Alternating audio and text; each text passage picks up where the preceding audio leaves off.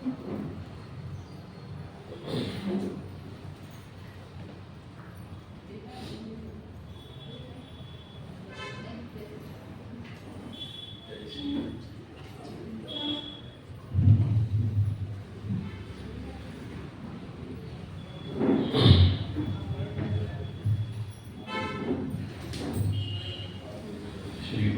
नमः। हरिः ओम्।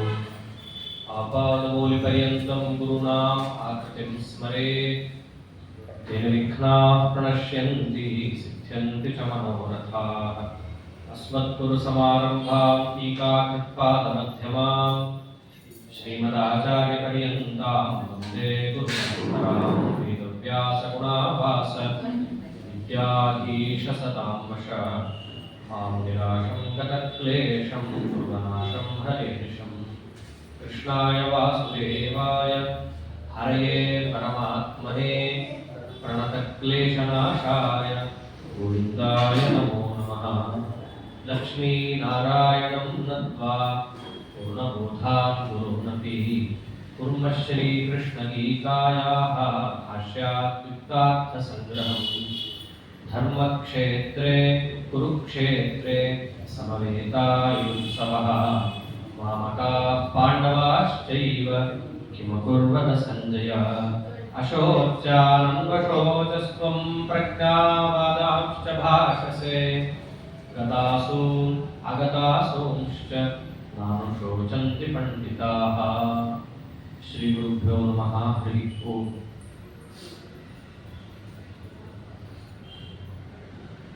ಪರಮಾತ್ಮನಿಗೆ ಅತ್ಯಂತ ಪ್ರಿಯವಾದಂತಹದ್ದು ಜ್ಞಾನಯಜ್ಞ. ಇದೇ ಭಗವದ್ಗೀತೆಯಲ್ಲಿ ಕೃಷ್ಣ ಪರಮಾತ್ಮ ಮುಂದೆ ಅರ್ಜುನನನ್ನು ಉದ್ದೇಶಿಸಿ ಶ್ರೇಯಾನ್ ದ್ರವ್ಯಮಯ ಯಜ್ಞ ಜ್ಞಾನಯಜ್ಞ ಪರಂತಪ. ನನಗೆ ಅತ್ಯಂತ ಪ್ರಿಯವಾದದ್ದು ಯಜ್ಞ. ಆ ಯಜ್ಞಗಳಲ್ಲಿ ಅನೇಕ ಬಗೆಯಿವೆ. ನಮಗಿವಾಗ ಪ್ರಸಿದ್ಧವಾದದ್ದು ಒಂದು ಕುಂಡದಲ್ಲಿ ತುಪ್ಪವನ್ನು ಹಾಕೋದು ಗೊತ್ತಿರೋದು, ಪ್ರಸಿದ್ಧವಾಗಿರೋದು. ಆದರೆ ಇಷ್ಟೇ ಇಲ್ಲ, ಅದರಂತೆ ಬೇಕಾದಷ್ಟು ಯಜ್ಞಗಳಿದ್ದಾವೆ. ಅದೆಲ್ಲವೂ ಕೂಡ ದ್ರವ್ಯಮಯವಾದ ಯಜ್ಞ ಅಂತ ಕರೆಸ್ಕೊಳ್ಳುತ್ತೆ. ಅದಕ್ಕಿಂತಲೂ ಮಿಗಿಲಾದದ್ದು ಯಾವುದು? ನಮ್ಮ ಪಂಚೇಂದ್ರಿಯಗಳಲ್ಲಿ ಪರಮಾತ್ಮನಿಗೆ ಸಂಬಂಧಪಟ್ಟ ವಿಷಯಗಳನ್ನ ಹೋಮಿಸುವುದು ಕೂಡ ಒಂದು ಯಜ್ಞವೇ. ಕಣ್ಣಿನಲ್ಲಿ ಕುಂಡ ಅನ್ನೋ ಭಾವನೆ ಇಟ್ಟುಕೊಂಡು ಪರಮಾತ್ಮನ ರೂಪವನ್ನು ದರ್ಶನ ಮಾಡೋದು ಕಣ್ಣಿನಿಂದ ಮಾಡುವ ಯಜ್ಞ. ಅದರಂತೆ ಕಿವಿಯಲ್ಲಿ ಒಳ್ಳೆಯ ಶಬ್ದವನ್ನ ಹಾಕುವುದೇ ಅದೊಂದು ಯಜ್ಞ. ಇವೆಲ್ಲ ಒಂದು ತೂಕ ಆದರೆ ಇದೆಲ್ಲದಕ್ಕಿಂತ ಮಿಗಿಲಾದ ಯಜ್ಞ ಯಾವುದು ಗೊತ್ತೇನು? ಜ್ಞಾನಯಜ್ಞ ಪರಂತಪ. ಜ್ಞಾನಯಜ್ಞ ಅಂತ ಇದೆಯಲ್ಲ, ಇದು ಎಲ್ಲದಕ್ಕಿಂತ ದೊಡ್ಡದು. ಕಾರಣ ಅದು ನಮ್ಮ ಮನಸ್ಸಿಗೆ ಮುಟ್ಟುತ್ತೆ, ಒಳಗೆ ಪ್ರವೇಶ ಮಾಡುತ್ತೆ. ಆ ಮನಸ್ಸಿಗೆ ಮುಟ್ಟಿದ್ದು ಅದು ಹೊರಗೆ ಬರಬೇಕಲ್ಲ. ಒಳಗೆ ಹೋಗಿದ್ದು ರಿಬೌಂಡಾಗಿ ಹೇಗೆ ಹೊರಗೆ ಬರುತ್ತೆ ಅಂತಂದ್ರೆ ನಮ್ಮ ಚಲನವಲನಗಳ ಮೂಲಕವಾಗಿ ಅದು ಹೊರಗೆ ಬರುತ್ತೆ. ಆದ್ದರಿಂದ ದೊಡ್ಡ ಯಜ್ಞ ಪರಮಾತ್ಮನಿಗೆ ಪ್ರಿಯವಾದದ್ದು. ಅಂತಹ ಗೀತಾ ಜ್ಞಾನಯಜ್ಞ ಎಂಬುದು ಇಲ್ಲಿ ಪ್ರಸ್ತಾಪವಾಗಿದೆ. ಹನುಮಂತ ದೇವರ ತದಂತರ್ಗತ ಪರಮಾತ್ಮನ ಒಂದು ಸಂಕಲ್ಪದಂತೆ ಇಲ್ಲಿ ನಾವೆಲ್ಲರೂ ಸೇರಿ ಆ ಯಜ್ಞದಲ್ಲಿ ಭಾಗವಹಿಸ್ತಾ ಇದ್ದೀವಿ. ಈ ಒಂದು ಜ್ಞಾನ ಯಜ್ಞದಲ್ಲಿ ಸಾಮಾನ್ಯವಾಗಿ ಗೀತೆಯ ತಾತ್ಪರ್ಯವನ್ನ ಅಥವಾ ಸಂದೇಶವನ್ನ ವಿಸ್ತಾರವಾಗಿ ಎಲ್ಲರೂ ಕೇಳಿರ್ತೀರಿ, ಸಂಕ್ಷೇಪವಾಗೂ ಕೇಳಿರ್ತೀರಿ. ಆದರೆ ನಿಜವಾಗಿಯೂ ಗೀತೆಯನ್ನು ಕೇಳೋದು ಅಂದ್ರೆ ಏನು ಅಂತ ಪ್ರಶ್ನೆ. ಗೀತೆಯನ್ನು ಕೇಳೋದು ಅಂತಂದ್ರೆ ಗೀತೆಯ ಶ್ಲೋಕಗಳನ್ನು ಕೇಳೋದು. ನೀವಿವಾಗೆಲ್ಲ ಏನು ಕೇಳ್ತಿರ್ತೀರ? ಭಗವದ್ಗೀತೆಯನ್ನ ಕೇಳೋದು, ಭಗವದ್ಗೀತೆಯ ಅನುವಾದವನ್ನು ಕೇಳೋದು. ನಾವೇ ಯೋಚನೆ ಮಾಡಿಕೊಂಡ್ರೆ ಉತ್ತರ ಸಿಕ್ಬಿಡತ್ತೆ. ನಾವು ಏನು ಕೇಳಿದ್ವಿ? ಭಾಗವತ ಕೇಳಿದ್ವಿ. ಭಾಗವತವನ್ನು ಎಷ್ಟು ಕೇಳಿದ್ವಿ? ಪೂರ್ಣ ಕೇಳಿದ್ವಿ. ಕೇಳಿರೋ 400 ಶ್ಲೋಕ ಹೇಳಿರ್ತಾರೆ ಆಚಾರ್ಯ. ಆದ್ರೆ ಭಾಗವತದ ಅನುವಾದವನ್ನ ನಾವು ಕೇಳಿರ್ತೀವಿ. ನಾವು ಕೇಳಿದ್ದೇನು? ಭಾಗವತವನ್ನ. ನಾವು ಕೇಳಿದ್ದೇನು? ಭಾಗವತದ ಅನುವಾದವನ್ನು. ಹೌದು, ಅದರಿಂದ ಕೂಡ ಪಾಪ ಪ್ರಕ್ಷಾಳನೆ ಆಗತ್ತೆ, ಇಲ್ಲ ಅಂತಲ್ಲ. ಆದರೆ ನಾವು ವಾಸ್ತವದಲ್ಲಿ ನಮ್ಮ ಜೀವನದಲ್ಲಿ ಮಾಡಬೇಕಾದದ್ದು ಭಾಗವತ ಕಥಾಶ್ರವಣ, ಭಗವದ್ಗೀತಾ ಶ್ರವಣ. ಭಗವದ್ಗೀತೆಯನ್ನು ನಾವು ಕೇಳಬೇಕು, ಭಗವದ್ಗೀತೆಯ ಶ್ಲೋಕವನ್ನು ಕೇಳಬೇಕು. ಇದೇ ಮಾತಂದಿದ್ದಾರೆ, ದ್ವೈಪಾಯನೋಷ್ಠ ಪುಟ ನಿಸೃತಂ ಅಪ್ರಮೇಯಂ ಪುಣ್ಯಂ ಪವಿತ್ರಮಥ ಪಾಪಹರಂ ಶಿವಂಚ. ವೇದವ್ಯಾಸ ದೇವರ ಮುಖಕಮಲದಿಂದ ಬಂದಂತಹ ಮಹಾಭಾರತ ಏನಿದೆ, ಮಹಾಭಾರತದ ಒಳಗೆ ಬಂದದ್ದೇ ಭಗವದ್ಗೀತಾ. ಇದನ್ನ ಕೇಳಬೇಕು. ಅವರು ಹೇಳಿದ ಶ್ಲೋಕಗಳನ್ನು ನಮ್ಮ ಕಿವಿ ಒಳಗೆ ತುಂಬಿಸ್ಕೋಬೇಕು. ಅದರಿಂದ ಏನಾಗುತ್ತೆ, ಯೋ ಭಾರತಂ ಸಮಧಿ ಗಚ್ಚತಿ ವಾಚ್ಯಮಾನಂ ಕಿಂ ತಸ್ಯ ಪುಷ್ಕರ ಜಲೈರಭಿಷೇಚನೇನ. ನಾವು ಎಷ್ಟೆಷ್ಟೋ ತೀರ್ಥಕ್ಷೇತ್ರಗಳಿಗೆ ಹೋಗಿ ಅಲ್ಲಿದ್ದಂತಹ ತೀರ್ಥಗಳನ್ನು ನಮ್ಮ ತಲೆ ಮೇಲೆ ಸುರ್ಕೊಂಡ್ರೆ ತಲೆಗೆ ಸ್ವಚ್ಛತೆ ಬರಬಹುದು, ಅಥವಾ ನಮ್ಮ ದೇಹ ಈ ಥಂಡಿಗೆ ಒಗ್ಗಲ್ಲಪ್ಪ ಅಂತ ಹೇಳಿ ಅಪೋಹಿಷ್ಟಾಮಿಯೋಗನೋ ಆಗಬಹುದು. ನಮ್ಮ ಸ್ವರೂಪ ಯೋಗ್ಯತೆಗೆ ತಕ್ಕಂತೆ, ದೇಹ ಯೋಗ್ಯತೆಗೆ ತಕ್ಕಂತೆ ಅದೆಲ್ಲ ಆಗೋದು. ಆದ್ರೆ ವಾಸ್ತವದಲ್ಲಿ ಆ ಎಲ್ಲಾ ತೀರ್ಥಯಾತ್ರೆಯ ಗುರಿ ಯಾವುದು? ಅಂತಃಕರಣ ಶುದ್ಧಿ. ತೀರ್ಥಯಾತ್ರೆಯ ಗುರಿ ಅಂತಃಕರಣದ ಶುದ್ಧಿ. ಅಂತಹ ಅಂತಃಕರಣದ ಶುದ್ಧಿ ನೀವು ಕೂತಲ್ಲೇನೆ ವೇದವ್ಯಾಸ ದೇವರು ತಮ್ಮ ಮಹಾಭಾರತದ ಮೂಲಕವಾಗಿ ಮಾಡಿಕೊಡ್ತಿದ್ದಾಗ, ಕಿಂ ತಸ್ಯ ಪುಷ್ಕರ ಜಲೈರಭಿಷೇಚನೇನ. ಮನೆಯಲ್ಲೇನೆ ತುಪ್ಪ ಸಿಕ್ಕಿದ್ದಾಗ ಊರೆಲ್ಲ ತಿರುಗಿ ಯಾರಾದರೂ ಬೆಣ್ಣೆ ಹುಡುಕ್ಲಿಕ್ಕೆ ಹೋಗ್ತಾರೆ. ಅಂತಃಕರಣ ಶುದ್ಧಿಯನ್ನು ಫಲವನ್ನು ನೀವು ಕೂತಲ್ಲೇನೆ ವೇದವ್ಯಾಸ ದೇವರ ವಾಕ್ಯಗಳ ಶ್ರವಣವನ್ನು ಮಾಡಿದರೆ ಅದಾಗುತ್ತೆ. ಈ ಮಾತನ್ನೇ ಆಡ್ತಾರೆ, ವೇದವ್ಯಾಸ ದೇವರ ಶ್ಲೋಕಗಳನ್ನ ಕಿವಿಯಲ್ಲಿ ಕೇಳಬೇಕು. ಅದು ಕೇಳಿದ್ದು ಕಿವಿಯ ಮೂಲಕ ಒಳಗೆ ಹೋಗಿ ಅಂತಃಕರಣದ ಮೇಲಿರುವಂತಹ ಎಲ್ಲಾ ಕೊಳೆಗಳನ್ನ ತೆಗೆದುಹಾಕುತ್ತೆ. ಆ ಶಕ್ತಿ ಇರೋದು ವೇದವ್ಯಾಸ ದೇವರ ವಾಕ್ಯಕ್ಕೆ, ನಮ್ಮ ನಿಮ್ಮ ವಾಕ್ಯಕ್ಕಲ್ಲ. ಇಂದ ಹೆಚ್ಚೆಚ್ಚು ಕೊಳೆ ಕೂತ್ಕೋಬಹುದು ಅಷ್ಟೇ. ಆದ್ದರಿಂದ ನಾವೇನಾದರೂ ಕೂಡ ಮಾತಾಡಿದರೆ ಅದು ಯಾವ ಮಾತಾಗಿರಬೇಕು?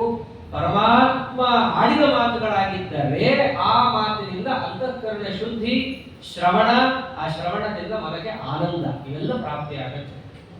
ಆ ದೃಷ್ಟಿಯಿಂದ ಭಗವದ್ಗೀತೆಯನ್ನು ಎಲ್ಲರೂ ಕೇಳಿರ್ತೀರಿ. ಭಗವದ್ಗೀತೆಯ ಪ್ರತಿಯೊಂದು ಕೂಡ ಶ್ಲೋಕವನ್ನ ಕೇಳುತ್ತಾ ಆ ಶ್ಲೋಕದ ಭಾವವನ್ನ ಅನುಸಂಧಾನವನ್ನು ಮಾಡಿಕೊಳ್ತಾ ನಮ್ಮ ಒಂದು ಈ ಜೀವನದ ಸಾರ್ಥಕ್ಯವನ್ನು ಕಾಣೋಣ ಅನ್ನೋದು ನನ್ನ ಭಾವನೆ. ಆಚಾರ 12 ದಿವಸದಲ್ಲಿ ಹೇಗೆ ಹೇಳ್ತಾರೆ?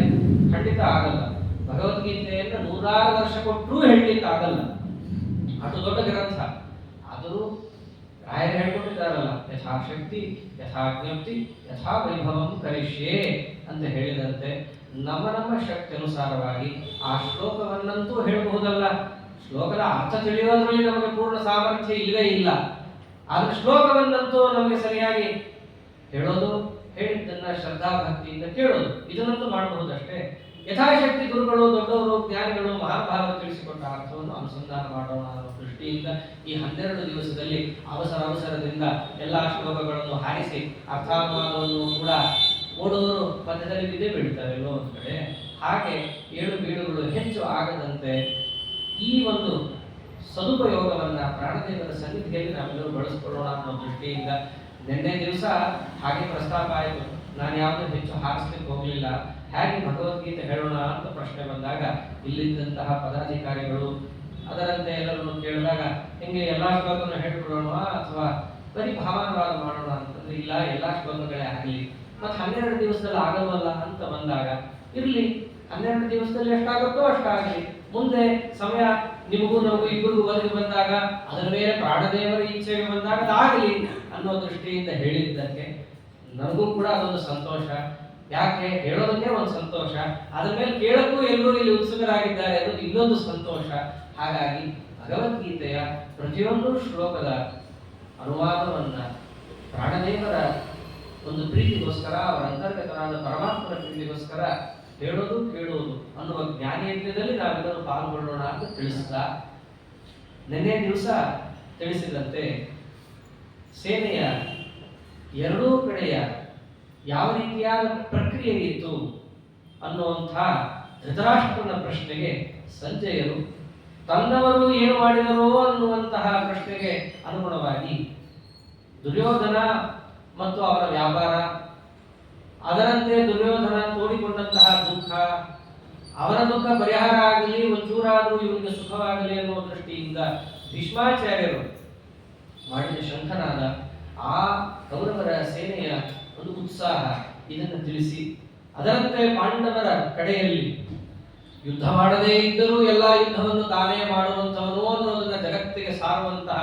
ವ್ಯಕ್ತಿಯಾದ ಕೃಷ್ಣ ಪರಮಾತ್ಮನ ಶಂಖನಾದದಿಂದ ಪಾಂಡವರ ಸೇನೆಯಲ್ಲಿ ಜಯಘೋಷಾದಿಗಳು ಮುಳುಗಿ ಪ್ರತಿಯೊಬ್ಬರೂ ಕೂಡ ತಮ್ಮ ತಮ್ಮ ಶಂಖನಾದವನ್ನು ಮಾಡುತ್ತಾ ಅಭಿಮನ್ಯುವಿನ ತನಕ ತಾವು ಯುದ್ಧಕ್ಕೆ ಸಿದ್ಧ ಅನ್ನೋದನ್ನ ಸೂಚಿಸುವಂತಹ ನಾದವನ್ನು ಮಾಡಿದ ಮೇಲೆ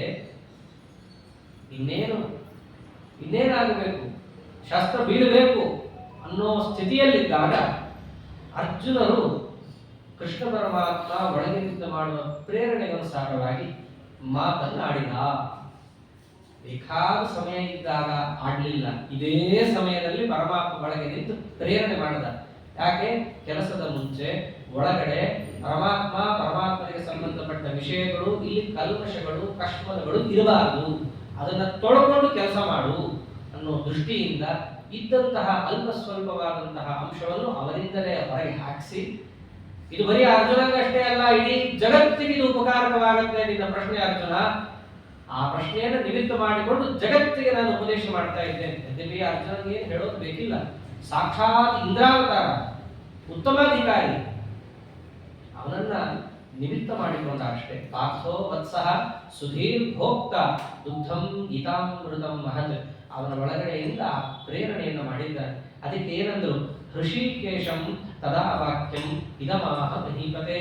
ಹೃಷಿಕೇಶ ಅವನು ಕೃಷ್ಣ ಅಂತನ್ಲಿಲ್ಲ, ಅವನ ಒಳಗಡೆ ಇರುವಂತಹ ಎಲ್ಲಾ ಇಂದ್ರಿಯಗಳನ್ನೂ ಕೂಡ ನಿಯಂತ್ರಣ ಮಾಡುವಂತಹ ಪ್ರಭು ಅರ್ಜುನನ ಬಾಯನ್ನು ಒತ್ತಿ ಅವನಿಂದ ಶಬ್ದಗಳನ್ನು ಆಡಿಸಿದ. ಏನ್ ಆಡ್ತಾ ಇದ್ದಾನೆ ಅರ್ಜುನ ಆವಾಗ ಅಂತಂದ್ರೆ, ಅರ್ಜುನ ಉವಾಚ ಸೇನಯೋರ್ಭಯೋರ್ ಮಧ್ಯೆ ರಥಂ ಸ್ಥಾಪಯಮೇಚ್ಯುತ ಯಾವದೇತಾ ನಿರೀಕ್ಷೇಹಂ ಯೋಧು ಕಾಮಾನ್ ಅವಸ್ಥಿತಾನ್. ಅವನಂತ ಇರುವಂತಹ ಇಷ್ಟು, ಎರಡೂ ಸೇನೆಗಳ ಮಧ್ಯದಲ್ಲಿ ನನ್ನ ರಥವನ್ನು ತಗೊಂಡು ಹೋಗಿ ನಿಲ್ಲಿಸು. ಅಲ್ಲಿ ಹೇಳುವಾಗ ನನ್ನ ರಥ, ಅಲ್ಲಿಂದ ಅಹಂ ಶುರುವಾಗಿದೆ. ನೀನೊಬ್ಬ ಸಾರಥಿ, ನಾನು ಇಲ್ಲಿರುವಂತಹ ಮಹಾರಥಿ. ಅಂದ್ರೆ ಸಾರಥಿ ಕೆಲಸ ಮಹಾರಥಿ ಹೇಳದಂತ ಕೇಳೋದು. ಹಾಗಾಗಿ ನಾನು ನಿನಗೆ ಹೇಳ್ತಿದ್ದೇನೆ, ಅಚ್ಯುತ ರಥವನ್ನ ಮುಂದೆ ಓಡಿಸ್ತಾ ಇದ್ದೀಯಾ, ಆದ್ರೆ ನಿನಗೆ ಅಂಥ ಚ್ಯುತಿ ಇಲ್ಲ. ಸಾಮಾನ್ಯವಾಗಿ ಎಲ್ಲರಿಗಿಂತ ಹೆಚ್ಚು ಏಟು ಯಾರಿಗೆ ಬೀಳುತ್ತೆ? ಸಾರಥಿಗೆ, ಮುಂದಿರ್ತಾರವನು. ಆದ್ರೆ ನೀನು ಅಂಥ ಸಾರಥಿ ಅಲ್ಲ, ನೀನು ಎಂಥವನು? ಅಚ್ಯುತ, ಚ್ಯುತಿಬಾರದ ಸಾರಥಿ ನೀನು. ಆದ್ದರಿಂದ ನಿನಗೆ ನಾ ಹೇಳ್ತಾ ಇದ್ದೀನಿ, ನನ್ನ ರಥವನ್ನು ತಗೊಂಡು ಹೋಗಿ ಎರಡೂ ಸೇನೆಗಳ ಮಧ್ಯದಲ್ಲಿ ನಿಲ್ಲಿಸು. ಫಸ್ಟ್ ಅರ್ಜುನ ಹೇಳ್ತಾ ಇರೋದು ಕೃಷ್ಣನಿಗೆ. ಸರಿ, ನಿಲ್ಲಿಸಿ ಏನು ಮಾಡಬೇಕು? ಯಾತಕ್ಕೆ ನಿಲ್ಲಿಸ್ಬೇಕು? ಇಲ್ಲ, ಕಾರಣ ಇದೆ. ಯಾವದೇತಾ ನಿರೀಕ್ಷೇಹಂ, ನಾನು ಎಲ್ಲರೂ ನೋಡ್ಬೇಕಾಗಿದೆ, ಅದಕ್ಕೆ ನಿಲ್ಲಿಸು. ಅಲ್ಲ, ಇಲ್ಲಿದ್ದಲ್ಲೇ ನಿಂತಲ್ಲೇ ಕಾಣಿಸ್ತಿದೆಯಲ್ಲೋ ಮಾರಾಯ, ನಿನ್ನ ರಥ ಊರು ತುಂಬ ಕಾಣಿಸ್ತಾ ಇದೆ. ಸಂಜಯ ಅಂತೂ ಆ ಕೃಷ್ಣ ಪರಮಾತ್ಮ ಇಂಥ ರಥವನ್ನು ಏನ್ ಹೇಳಿದ್ರು? ತದಶ್ವೇತೆ ಹಳೇ ದಿವಸೆ ಮಹವ್ಯಸ್ಯಂತನೇ ಸ್ಥಿತವು. ದೊಡ್ಡ ರಥ ಕೃಷ್ಣ ಪರಮಾತ್ಮ ಅರ್ಜುನರು ಕೂತ ರಥ. ಹೌದು, ನಾನೆಲ್ಲರಿಗೂ ಕಾಣಿಸ್ತಾ ಇದ್ದೀನಿ, ನನಗೆ ಎಲ್ಲರೂ ಚೆನ್ನಾಗಿ ಕಾಣಿಸ್ಬೇಕು. ಯಾರು ನೋಡ್ಬೇಕು ನೀನು ಅಂತಾನೆ.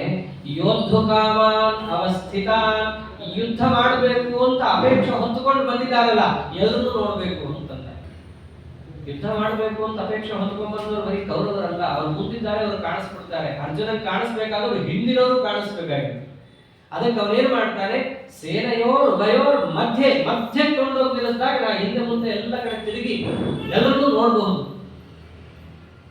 ಹೌದು, ಇದ್ದಲ್ಲಿಂದ ನೋಡಬಹುದಲ್ಲ, ಹಿಂದಿನವ್ರನ್ನ ನೀ ಯಾಕೆ ನೋಡ್ಬೇಕು? ಮುಂದಿನವ್ರ ಜೊತೆ ತಾನೇ ನಿನಗೆಲ್ಲ ಇರೋದು ಕೆಲಸ. ಹಿಂದಿನವ್ರ ಜೊತೆ ಏನಿದೆ? ಅದಕ್ಕೆ ಅವನಂತಾನೆ, ಹೌದು ನಾನು ಯುದ್ಧ ಮಾಡ್ತೀನಿ ಸರಿ, ನನ್ನ ಜೊತೆನೂ ಯುದ್ಧ ಮಾಡೋರು ಇರ್ತಾರಲ್ಲ, ಅವ್ರನ್ನೂ ನೋಡ್ಬೇಕಾದದ್ದು ರಥಿ ಕೆಲಸ. ಮಹಾರಥಿ ಅಂತಂದ್ರೆ ಸುಮ್ಮನೆ ರಥ ತಗೊಂಡು ಹೋಗಿ ಹೊಡೆದು ಬರೋದಲ್ಲ, ತನ್ನ ಜೊತೆ ಇದ್ದವರನ್ನ ರಕ್ಷಣೆ ಮಾಡಿಕೊಳ್ಳುತ್ತಾ ಎದುರುಗಡೆ ಇರೋರನ್ನ ಹೊಡಿಬೇಕು ಅವನು. ತುಂಬಾ ದೊಡ್ಡ ಕೆಲಸ ಅದು. ಅದಕ್ಕೆ 11 ಅಕ್ಷೋಹಿಣಿ 7 ಅಕ್ಷೋಹಿಣಿ ಇದ್ರು ಮಹಾರಥಿಗಳು ಅಂತ ಪರಿಗಣನೆ ಮಾಡೋದು ಕೇವಲ ಬೆರಳಿಗೆ ಎಷ್ಟು ಜನರನ್ನು ಮಾತ್ರ ಅಲ್ಲಿ. ಅದಕ್ಕೆ ಅರ್ಜುನ ಅಂದ, ಎರಡೂ ಸೇನೆ ಮಧ್ಯೆ ತಗೊಂಡು ಹೋಗಿ ನಿಲ್ಲಿಸು, ನಾನು ನೋಡ್ಬೇಕು ಯುದ್ಧ ಯಾರು ಮಾಡಕ್ ಅಪೇಕ್ಷೆ ಹೊತ್ತುಕೊಂಡ್ ಬಂದಿದ್ದಾರೋ ಎಲ್ಲರೂ. ಅದನ್ನಂತ ಅವನು ಕೈರ್ಮಯ ಸಹ ಯೋದ್ಧವ್ಯಂ ಅಸ್ಮಿನ್ ರಣ ಸಮುದ್ಯಮೇ. ನಾನಿಲ್ಲಿ ಎಲ್ಲರ ಜೊತೆ ಯುದ್ಧ ಮಾಡೋದಲ್ಲ, ನಂದು ಮಟ್ಟ ಬೇರೆನೇ ಇದೆ. ಯಾವುದೋ ಪದಾತಿನೋ ಕಾಲಾಡೋ ಇವ್ರ ಜೊತೆ ನಾನು ಶಬ್ದಗಳನ್ನು ನಾವು ಗಮನಿಸಬೇಕು. ಅರ್ಜುನನಿಗೆ ಯುದ್ಧ ಮಾಡುವ ಅಪೇಕ್ಷೆ ಇಲ್ಲ ಅನ್ನೋದು ಇಲ್ಲಿಂದ ಶುರುವಾಗುತ್ತೆ. ಅವನು ಯುದ್ಧವನ್ನ ತನ್ನ ಕರ್ತವ್ಯ ಅಂತ ನೋಡ್ತಿಲ್ಲ. ಯುದ್ಧವನ್ನು ಹೆಂಗೆ ನೋಡ್ತಿದ್ದಾನೆ? ರಣ ಸಮುದ್ಯಮೇ. ಇದು ಉದ್ಯಮ. ಉದ್ಯಮ ಅಂದ್ರೆ ವ್ಯಾಪಾರ. ನನ್ನ ಬಲವನ್ನು ಹಾಕ್ತೀನಿ, ರಾಜ್ಯವನ್ನು ತಗೊಳ್ತೀನಿ. ನೋಡ್ಬೇಕಾಗಿದ್ದ ಹೇಗೆ? ಇದು ನಾರಾಯಣನ ಪ್ರೀತಿಗೋಸ್ಕರ ನಾನು ಮಾಡುತ್ತಿರುವಂತಹ ಸ್ವವಿಹಿತ ಧರ್ಮ. ಈ ಶಬ್ದ ಅವನ ಬಾಯಿಗೆ ಬರಬೇಕಿತ್ತು, ಬರ್ತಾ ಇಲ್ಲ. ಅವನ ಬಾಯಿಗೆ ಬಂದಿದ್ದೇನು? ರಣ ಸಮುದ್ಯಮೇ. ಇದೊಂದು ಉದ್ಯಮ ಇದೆ. ಈ ಉದ್ಯಮದಲ್ಲಿ ನಾನು ಯಾರ ಜೊತೆ ಯುದ್ಧ ಮಾಡಬೇಕು, ಯಾರ ಎದುರಿಗೆ ಬಲ ಪ್ರದರ್ಶನ ಮಾಡಬೇಕು ಅನ್ನೋದನ್ನು ನೋಡ್ಬೇಕು ತಾನೆ. ಅದಕ್ಕೆ ಎರಡೂ ಸೇನೆಯ ಮಧ್ಯೆ ತಗೊಂಡು ಹೋಗಿ ನಿಲ್ಲಿಸಿದಾಗ ನನಗೆ ಹತ್ರ ಹೋಗಿ ನಿಂತ ಚೆನ್ನಾಗಿ ಕಾಣಿಸ್ತಾರ ಅವರು. ಸ್ವಲ್ಪ ನಾನು ಆಯ್ದುಕೊಳ್ಬಹುದು ಯಾರ್ಯಾರ ಜೊತೆ ಯುದ್ಧ ಮಾಡಬಹುದು ಅಂತ. ಅವಾಗಂತಾನೆ ಯೋತ್ಸ್ಯಮಾನಾವೇಕ್ಷೇಹಂ ಯಯೇತೇತ್ರ ಸಮಾಗತಾಃ ಧಾರ್ತರಾಷ್ಟ್ರಸ್ಯ ದುರ್ಬುದ್ಧೇಃ ಯುದ್ಧೇ ಪ್ರಿಯಚಿಕೀರ್ಷವಃ. ಮೇಲ್ನೋಟದ ಭಗವದ್ಗೀತೆಯ ಅರ್ಥ ಬಹಳ ಚೆನ್ನಾಗಿದೆ. ಧಾರ್ತರಾಷ್ಟ್ರ ಅಂದ್ರೆ ಧೃತರಾಷ್ಟ್ರನ ಮಗನಾದ ದುರ್ಯೋಧನ. ಅವನು ದುರ್ಬುದ್ಧಿ, ಆಳ ಕೆಟ್ಟ ಬುದ್ಧಿ ಉಳ್ಳವನು. ಅಂತಹ ದುರ್ಯೋಧನ ದುಷ್ಟ ಬುದ್ಧಿ ಉಳ್ಳವನಾಗಿದ್ದಾನೆ ಅಂತ ಗೊತ್ತಿದ್ರು ಅವನಿಗೆ ಪ್ರಿಯಚಿಕೀರ್ಷವಃ, ಅವನಿಗೆ ಒಳ್ಳೆಯದಾಗಲಿ ಖುಷಿಯಾಗಲಿ ಅಂತ ಹೇಳಿ ಯಾರ್ಯಾರು ಸೇರಿದ್ದಾರೋ ಅಂತಹ ಯಾರ್ಯಾರು ಇಲ್ಲಿ ಬಂದಿದ್ದಾರೋ ಎಲ್ಲರನ್ನೂ ಕೂಡ ನಾನು ನೋಡಬೇಕಾಗಿದೆ. ಅದಕ್ಕೆ ನಿಲ್ಲಿಸು. ಎಷ್ಟೊತ್ತು ನಿಲ್ಲಿಸ್ಬೇಕು? ಶಂಖ ಊದಾಗಿದೆ, ಬಾಣ ಬಿಡೋದಷ್ಟೇ ಬಾಕಿ ಇದೆ. ಎಷ್ಟೊತ್ತು ನಿಲ್ಲಿಸ್ಬೇಕು ಅರ್ಜುನ? ಟೈಮ್ ಬೇಕಲ್ಲ. ಪರಮಾತ್ಮನ ಪ್ರಶ್ನೆಗಳು ಬಹಳ ನಿಖರವಾಗಿರುತ್ತೆ. ಎಷ್ಟೊತ್ತು ನಿಲ್ಲಿಸ್ಬೇಕು ಅಂತಂದ್ರೆ ಅರ್ಜುನ ಹೇಳಿದ ಯಾವದೇತ ನಿರೀಕ್ಷೆ. ನಾನು ಎಲ್ಲರನ್ನು ನೋಡ್ಬಿಟ್ಟು ನಿನಗೊಂದು ಸರ್ತಿ ಸೂಚನೆಯನ್ನು ಕೊಡ್ತೀನಿ, ಆಮೇಲೆ ವಾಪಸ್ ಒಂದೊಂದು ಜಾಗಕ್ಕೆ ಬರೋಣ. ಅಂದ್ರೆ ನಾನು ನೋಡೋ ತನಕ ಅಲ್ಲಿ ರಥ ನಿಲ್ಲಿಸಬೇಕು ನೀನು. ಇದು ಅರ್ಜುನನ ಪ್ರಾರ್ಥನೆ ಮೇಲ್ನೋಟಕ್ಕೆ. ಆದ್ರೆ ಒಳಗಡೆಯಿಂದ ಯುದ್ಧ ಮಾಡಬೇಕು ಅನ್ನೋ ಮನಸ್ಸಿಲ್ವಲ್ಲ, ಅದಕ್ಕೆ ತಕ್ಕಂತ ಶಬ್ದಗಳೇ ಬಂತು. ಅವನ ಪ್ರಕಾರ ಏನು? ಧಾರ್ತರಾಷ್ಟ್ರಸೇ ದುರ್ಬುದ್ಧೆ. ಕೆಟ್ಟವರು ದುರ್ಯೋಧನ ಅಷ್ಟೇ. ಆದ್ರೆ ಇವರೆಲ್ಲ ಕೆಟ್ಟವರಲ್ಲ. ಇವರು ಅವರಿಗೆ ಒಳ್ಳೇದಾಗಿದ್ದು ಬಂದಿದ್ದಾರಷ್ಟೇ. ಯುದ್ಧೇ ಪ್ರಿಯಚಿಕೀರ್ಷವ. ಎಷ್ಟೋ ಬಾರಿ ಅಂತೀವಲ್ಲ, ನಮ್ಮಲ್ಲಿ ಈ ಹುಡುಗ ಚೆನ್ನಾಗಿದ್ದಾನೆ, ಅವನ ಜೊತೆಗಿದ್ದವ್ರು ಕೆಟ್ಟೋಗಿದ್ದಾರೆ. ಅದರ ಅರ್ಥ ಏನು? ಇವನನ್ನೇನು ನಾನು ಬೈಯೋಂಗಿಲ್ಲ, ಅವ್ನು ಬೇಕಾದ್ರೆ ಅವನ ಪಕ್ಕದಲ್ಲಿ ಅವ್ರನ್ನ ಬೈಯೋಣ ಅಂತ. ಇಲ್ಲಿ ಅರ್ಜುನನ ಮಾತು ಕೂಡ ಹಾಗೆ ಇರೋದು. ಧಾರ್ತರಾಷ್ಟ್ರಸೇ ದುರ್ಬುದ್ಧಿ. ಕೆಟ್ಟವನು ದುರ್ಯೋಧನ ಅಷ್ಟೇ. ಇವರೆಲ್ಲರೂ ಕೂಡ ಅವ್ರಿಗೇನೋ ಒಳ್ಳೇದಾಗಿ ಅಂತ ಬಂದಿದ್ದಾರೆ, ಇವರಿಗೆ ಕೆಟ್ಟ ಬುದ್ಧಿ ಇಲ್ಲ. ಅದನ್ನೇ ಬಾಯ್ಬಿಟ್ಟು ಹೇಳಲಿಲ್ಲ, ಆ ಶಬ್ದಗಳು ಹಾಗೆ ಬರುತ್ತೆ. ಆದ್ದರಿಂದ ಇವರೆಲ್ಲರೂ ಯುದ್ಧಕ್ಕೆ ಬಂದಿದ್ದಾರೋ ಯಾರ ಜೊತೆ ನಾನು ಯುದ್ಧ ಮಾಡಬೇಕು ಅಂತ ನಾನು ಆಯ್ದುಕೊಳ್ತೀನಿ. ಇವರನ್ನ ನೋಡೋ ತನಕ ಎರಡೂ ಸೇನೆಗಳ ಮಧ್ಯದಲ್ಲಿ ರಥವನ್ನು ನಿಲ್ಲಿಸು. ಅದು ಯಾರ ರಥ? ನನ್ನ ರಥ ನಿಲ್ಲಿಸು. ಸ್ವಲ್ಪ ಯೋಚನೆ ಮಾಡಿ ನೋಡಿದ್ರೆ ಅದು ಅರ್ಜುನ ರಥನೇ ಅಲ್ಲ. ಕಾಂಡವ ವನವನ್ನು ಸುಡಬೇಕಾದ್ರೆ ಎಲ್ಲ ಅಗ್ನಿದೇವರು ತಂದು ಕೊಟ್ಟಿದ್ದು. ವರ್ಣಲೋಕದಿಂದ ಬಿಲ್ಲು ಬಾಣ ರಥ ಎಲ್ಲವನ್ನು ತಂದು ಕೊಟ್ಟಿದ್ದಕ್ಕೆ ಆ ರಥದಲ್ಲಿ ಇವರು ಕೂತಿದ್ದು. ಕಡೆ ಯುದ್ಧ ಆದ ತಕ್ಷಣ ಆ ರಥ ಹೋಗೋಗ್ಬಿಡುತ್ತೆ. ಇಂಥ ರಥ ಅದು ನಂದಿದ್ದೇನು ಸ್ವಾಮಿ, ನಿನ್ನ ಅನುಗ್ರಹದಿಂದ ಬಂದ ರಥ ಇದು. ಓಹೋ ಮೇ ರಥಂ ಸ್ಥಾಪಯ, ನನ್ನ ರಥ ತಗೊಂಡು ಹೋಗಿ ನಿಲ್ಲಿಸು ಅಂತಂದಿದ್ದು. ಅಂದ್ರೆ ಅವನು ಒಳಗಡೆ ಇರೋದೆಲ್ಲ ಪರಮಾತ್ಮ ಹೊರಗೆ ತರಿಸ್ತಾ ಇದ್ದಾನೆ. ಒಂದೊಂದೇ ಬರ್ಲಿ, ಏನೇನಿದೆಯೋ ಹೊರಗೆ ಬಂದ್ಬಿಡ್ಲಿ ಅದಷ್ಟು. ಅಷ್ಟು ಹೇಳಿದ ಮೇಲೆ ಮುಂದೇನು ಮಾಡ್ದ ಕೃಷ್ಣ? ಅವನು ಹೇಳಿದಂತೆ ಮಾಡಬೇಕಲ್ಲ. ಸಾರಥಿ ಬಹಳ ಹಾರಾಡ್ತಾ ಇದ್ದಾರೆ, ಹಾಗೆ ಮಾಡೋಣ ಅಂತ ಹೇಳಿ ಏವ ಮುಕ್ತೋ ಹೃಷಿಕೇಶೋ ಗುಡಾಕೇಶೇನ ಭಾರತ ಸೇನೆಯೋರುಭಯೋರ್ ಮಧ್ಯೆ ಸ್ಥಾಪಯಿತ್ವಾ ರಥೋತ್ತಮಂ.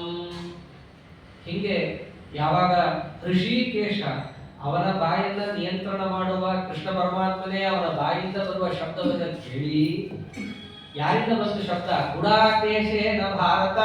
ಗುಡಾಕೇಶ ಅಂತ ಹೇಳಿದ್ದಾರೆ. ಗುಡಾಕೇಶ ಅಂದ್ರೆ ಏನು? ಗುಡಾಕ ಅಂದ್ರೆ ನಿದ್ದೆ. ನಿದ್ದೆಯನ್ನ ಗೆದ್ದವ. ಇದನ್ನ ಹಾಸ್ಯವಾಗಿ ಹೇಳಿದ್ದು. ಯಾವಾಗ ಎದ್ದೇಳಬೇಕೋ ಅವಾಗ ಮಲ್ಕೊಂಡ್ಬಿಟ್ಟಿದ್ದಾನೆ, ನಿದ್ದೆ ಇವನು ಗೆದ್ದಿದ್ದಾನಂತೆ ಅಂತ. ಅದು ಅರ್ಜುನನಿಗೆ ಕೊಡುವಂತಹ, ಈಗ ಅಂತಾರಲ್ಲ ಲೌಕಿಕರಲ್ಲಿ ಟಾಂಟ್ ಅಂತ ಹೇಳಿ, ಇವನು ಗುಡಾಕೇಶ. ಯುದ್ಧದ ಸಮಯದಲ್ಲಿ ಎದ್ದೇಳಬೇಕಿತ್ತು, ಇವನಿವಾಗ ಮಲ್ಕೊಳ್ತಾ ಇದ್ದಾನೆ. ನಿದ್ದೆಯನ್ನ ಗೆದ್ದವ ಹೇಳಿದ, ಇವನ್ ನಿದ್ದೆ ಗೆದ್ದಿಲ್ಲ, ಈಗ ಮಲ್ಕೊಳ್ಳೋಕೆ ಪ್ರಾರಂಭ ಆಗ್ತಾ ಇದೆ ಇವನು.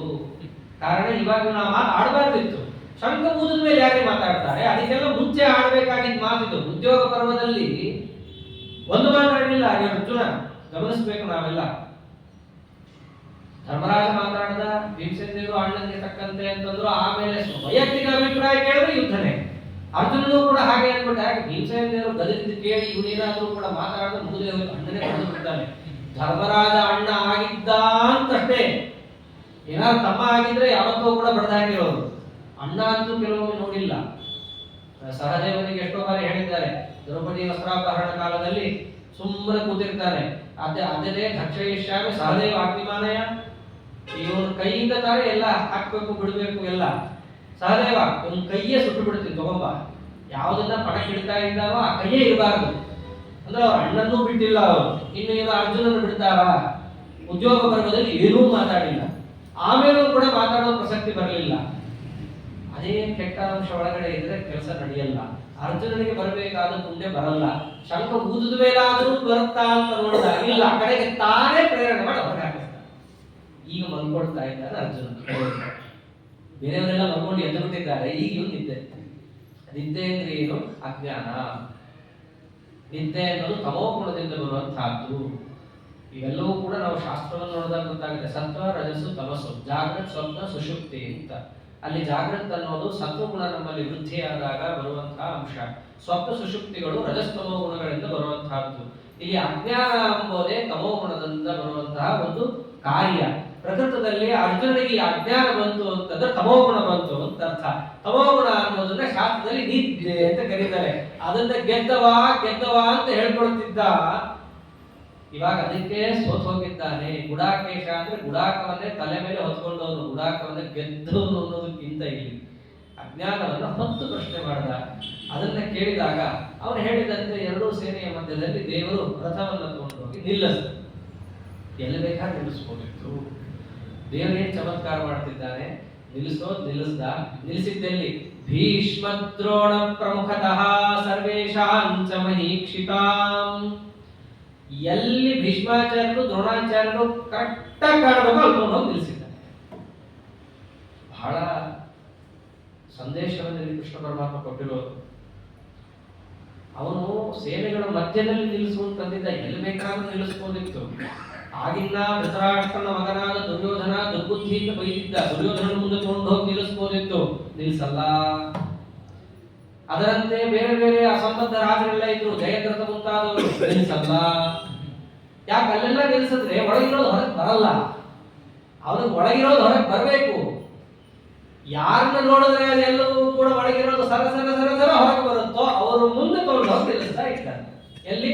ಭೀಷ್ಮ ದ್ರೋಣ ಪ್ರಮುಖ. ಭೀಷ್ಮಾಚಾರ್ಯರು ದ್ರೋಣಾಚಾರ್ಯರು ಅವ್ರು ಎಲ್ಲರಿಗೆ ತಗೊಂಡು ಹೋಗಿ ರಥ ನಿಲ್ಲಿಸ್ತಾ ಇದ್ದಾರೆ. ಬೇರೆ ರಾಜರು ಇದ್ರು, ಆದ್ರೆ ಮೇನ್ ಯಾರು ಕಾಣಿಸ್ಬೇಕು ಅರ್ಜುನನಿಗೆ? ಭೀಷ್ಮಾಚಾರ್ಯ ದ್ರೋಣಾಚಾರ್ಯ ಕಾಣಿಸ್ಬೇಕು. ಅಥವಾ ಇನ್ನೊಂದು ಅರ್ಥ, ಭೀಷ್ಮಾಚಾರ್ಯ ದ್ರೋಣಾಚಾರ್ಯ ಮುಂದೆ ಯಾಕೆ ನಿಲ್ಲಿಸ್ತಾರೆ ಕೃಷ್ಣ ಅಂತಂದ್ರೆ, ಇಲ್ಲಿ ಅರ್ಜುನ ಏನ್ ಹೇಳಿದ್ದು? ದುರ್ಬುದ್ಧಿ ಉಳ್ಳಂತಹ ದುರ್ಯೋಧನನಿಗೆ ಪ್ರೀತಿಯನ್ನು ಉಂಟು ಮಾಡುವಂಥವ್ರು ಯಾರಿದ್ದಾರೋ ಅವರನ್ನು ನಾನು ನೋಡಬೇಕು ಅಂತಂದಿದ್ದ. ಇತ್ತೀಚೆಗೆ ದುರ್ಯೋಧನಿಗೆ ಪ್ರೀತಿಯನ್ನು ಉಂಟು ಮಾಡಿದವರು ಯಾರು? ಅವನ ಅತ್ತಾಗ ಶಂಕರಾದ ಮಾಡಿ ಭೀಷ್ಮಾಚಾರ್ಯ. ಕೃಷ್ಣನನ್ನು ಸುಮ್ಮನೆ ತಗೊಂಡು ಹೋಗಿ ನಿಲ್ಲಿಸಿದ್ದಲ್ಲ, ಲೌಕಿಕವಾಗಿ ಅಲೌಕಿಕವಾಗಿ ಎರಡೂ ರೀತಿಯಿಂದಲೂ ಕೃಷ್ಣನ ಪರಮಾತ್ಮನ ವ್ಯಾಪಾರ ಇದೆ. ನೀನೇ ಹೇಳಿದ್ದಿಲ್ಲಪ್ಪ, ಪ್ರೀತಿ ಉಂಟು ಮಾಡೋರು ಎದುರಿಗೆ ರಥ ನಿಲ್ಲಿಸು ಅಂತ ಹೇಳಿ, ನೀನೇ ದುರ್ಯೋಧನ ಎದುರಿಗೆ ನಿಲ್ಲಿಸೋದಿದ್ಯಾ? ಇಲ್ಲ. ಧಾತರಾಷ್ಟ್ರಸ್ಯ ದುರ್ಬುದ್ಧೇಹೇ ಯುದ್ಧೇ ಪ್ರಿಯ ಚಿಕೀರ್ಷವಃ. ದುರ್ಯೋಧನಿಗೆ ಪ್ರೀತಿ ಉಂಟು ಮಾಡೋರನ್ನು ನೋಡಬೇಕು, ಅವರ ಎದುರಿಗೆ ತಗೊಂಡು ಹೋಗಿ ನಿಲ್ಲಿಸು ಅಂತಂದಿದ್ದು ಯಾಕೆ ಮಾಡಿದ್ದೀನಿ? ಇತ್ತೀಚೆಗೆ ಯಾರು ಅವ್ರಿಗೆ ಇಷ್ಟಪಡಿಸಿದ್ದು? ಶಾಖಬೂದಿ ಭೀಷ್ಮಾಚಾರ್ಯ. ಮತ್ತೆ ಎಲ್ಲಿ ಅಲ್ಲೇ ನಿಲ್ಲಿಸ್ಬೇಕು ಮತ್ತೆ ರಥ? ಅವ್ರ ಪಕ್ಕದಲ್ಲೇ ದ್ರೋಣಾಚಾರ್ಯರು, ಮತ್ತೆ ಅಲ್ಲೇ ನಿಲ್ಲಿಸ್ಬೇಕು. ಇಬ್ರು ಅಕ್ಕಪಕ್ಕನೇ ಯಾವತ್ತೂ ಕೂಡ. ಅಂದ್ರೆ ಲೌಕಿಕವಾಗೂ ಕೂಡ ಕೃಷ್ಣ ಮಾಡಿದ್ದು ಸರಿನೇ, ಇನ್ನು ಅಲೌಕಿಕವಾಗೂ ಕೂಡ ನೀನು ಒಳಗಿಂದ ಅಷ್ಟು ಹೊರಗೆ ಹಾಕ್ಬೇಕಂದ್ರೆ ಇವ್ರು ಎದುರಿಗೆ ನಿಂತಾಗ ಹೊರಗೆ ಬರುತ್ತೆ. ಸರ್ವೇಶಾಂತ ಮಹೀಕ್ಷಿತ. ಎಲ್ಲ ರಾಜರು, ಆ ರಾಜರ ಮುಂದೆ ಭೀಷ್ಮದ್ರೋಣರು, ಅವರ ಮುಂದೆ ಇವರು ರಥ ತಗೊಂಡು ನಿಲ್ಲಿಸಿದ್ದಾರೆ. ನಿಲ್ಲಿಸಿ ಅರ್ಜುನ ಕೂತೇ ಎಲ್ಲವನ್ನೂ ಕೂಡ ಕೃಷ್ಣನಿಗೆ ಆದೇಶ ಕೊಡ್ತಿರೋದು. ಪಾಪ ಇವನು ಸಾರಥ್ಯ ಮಾಡಿ ಎಲ್ಲರ ಮುಂದೆ ತಗೊಂಡೋಗಿ ನಿಲ್ಲಿಸಿ ಕೃಷ್ಣ ಅಂತಾರೆ, ಉವಾಚ ಪಾರ್ಥ ಪಶ್ಯೈತಾ ಸಮವೇತಾನ್ ಕುರುನಿಧಿ. ಆಮೇಲೆ ಕೃಷ್ಣ ಪರಮಾತ್ಮ ಅಂತಾನೆ, ಮೊದಲನೇ ಅಧ್ಯಾಯದಲ್ಲಿ ಕೃಷ್ಣನ ಮಾತೇ ಬಂದಿಲ್ಲ ಅಂತ ಕೆಲವರು. ಇದು ಕೃಷ್ಣ ಆಡುವ ಮಾತು. ಉವಾಚ ಕೃಷ್ಣ ಪರಮಾತ್ಮ ಆಡಿದ ಅಂದ್ರೆ, ಯದ್ಯಪಿ ಅರ್ಜುನ ಉವಾಚ ಸಂಜಯ ಉವಾಚ ಅಂತ ಬಂದಿಲ್ಲ, ಆದರೆ ಶ್ಲೋಕದಲ್ಲಿ ಕೃಷ್ಣ ಪರಮಾತ್ಮನ ಮಾತು ಬಂದಿದೆ. ಕೃಷ್ಣ ಆಡಿದ ಮಾತೇನು? ಈ ಕುರುಗಳನ್ನ ನೋಡು ಅಂತ ಬಹಳ ಅರ್ಥಗರ್ಭಿತ ಮಾತು. ಕುರುಗಳನ್ನ ನೋಡು ಅನ್ಬೋದಿತ್ತು, ನೋಡು ಅನ್ಬೋದಿತ್ತು, ಅಥವಾ ಹೇಳೋದೇ ಬೇಕಿರಲಿಲ್ಲ. ತಂದ ನಿಲ್ಲಿಸ್ದ, ಮುಗೀತು. ಯಾಕೆ ಇವೆಲ್ಲ ಮಾಡಿದ ಕೃಷ್ಣ? ಅಲ್ಲಿ ಒಂದೊಂದು ಶಬ್ದಕ್ಕೂ ಅರ್ಥ ಇದೆ. ಏತಾನ್ ಸಮವೇತಾನ್ ಕುರೂನ್ ಪಶ್ಯ. ಏತಾನ್ ಅಂದ್ರೆ ಏನು ಗೊತ್ತೇನು? ಸಂಸ್ಕೃತದಲ್ಲಿ ಎದುರಿಗೆ ಕಾಣುತ್ತಿರುವವರನ್ನ ಏತಾನ್, ಯಾರನ್ನ ತಾನು ಕಣ್ಣಿಂದ ನೋಡ್ತಿರ್ತಾನೋ ಅವರನ್ನ ಇವನು ಅಂತಂತೀವಿ. ಪ್ರತ್ಯಕ್ಷದಲ್ಲಿ ಯಾರು ಕಾಣ್ತಾನೋ ಅವನು ಇವನು, ಯಾರು ಅಪ್ರತ್ಯಕ್ಷ ಇರ್ತಾನೋ ಅವನು ಅವನು. ಅಂದ್ರೆ ಕೃಷ್ಣನ ಕಣ್ಣಿಗೆ ಅವರೆಲ್ಲರೂ ಮೊದಲು ಬಿದ್ದದ್ದು.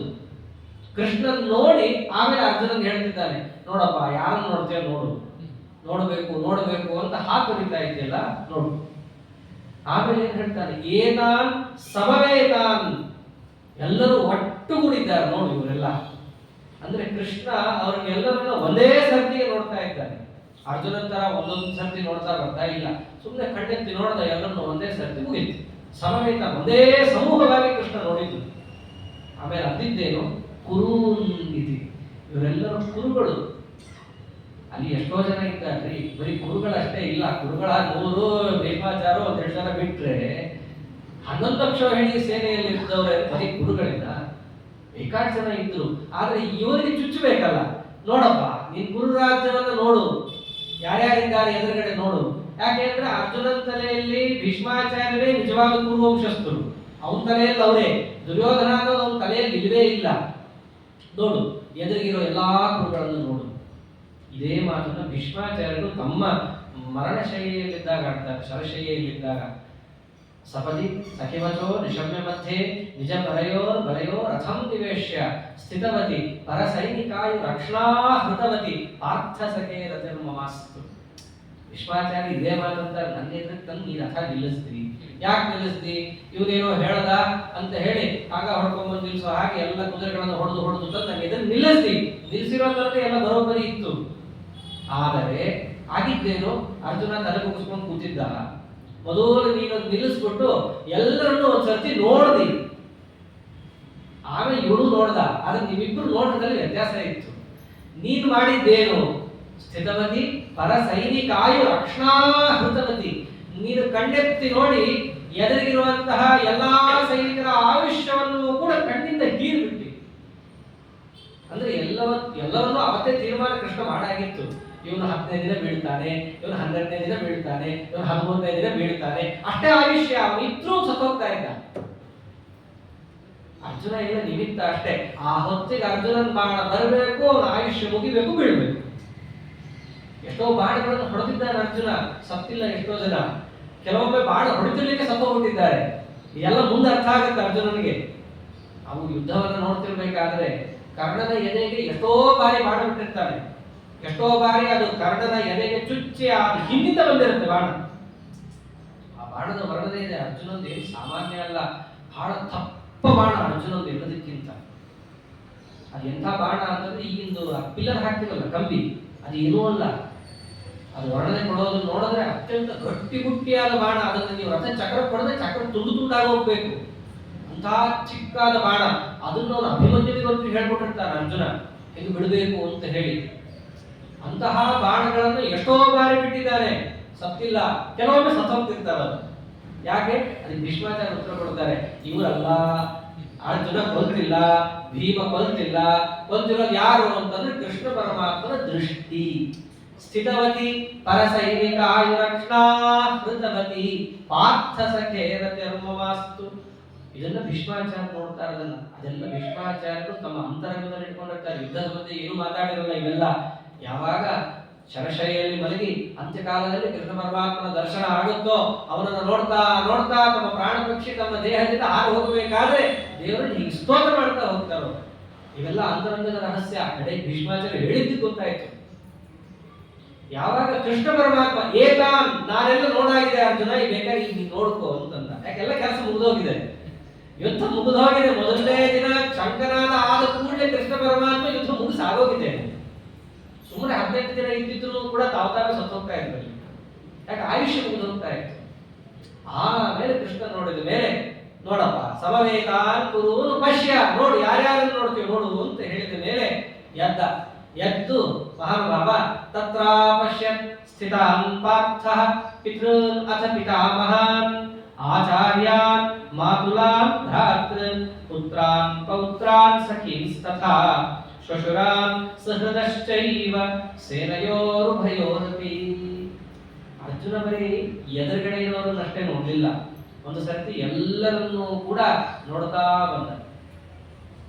ಅವನು ನೋಡಿದ್ದು ಹೇಗೆ, ಕೃಷ್ಣ ಉಪದೇಶನೆ ಮಾಡದ ಮೊದಲಿಂದಲೂ ಕೂಡ, ನೋಡು ಕುರುಗಳನ್ನ ನೋಡು ಅಂತ.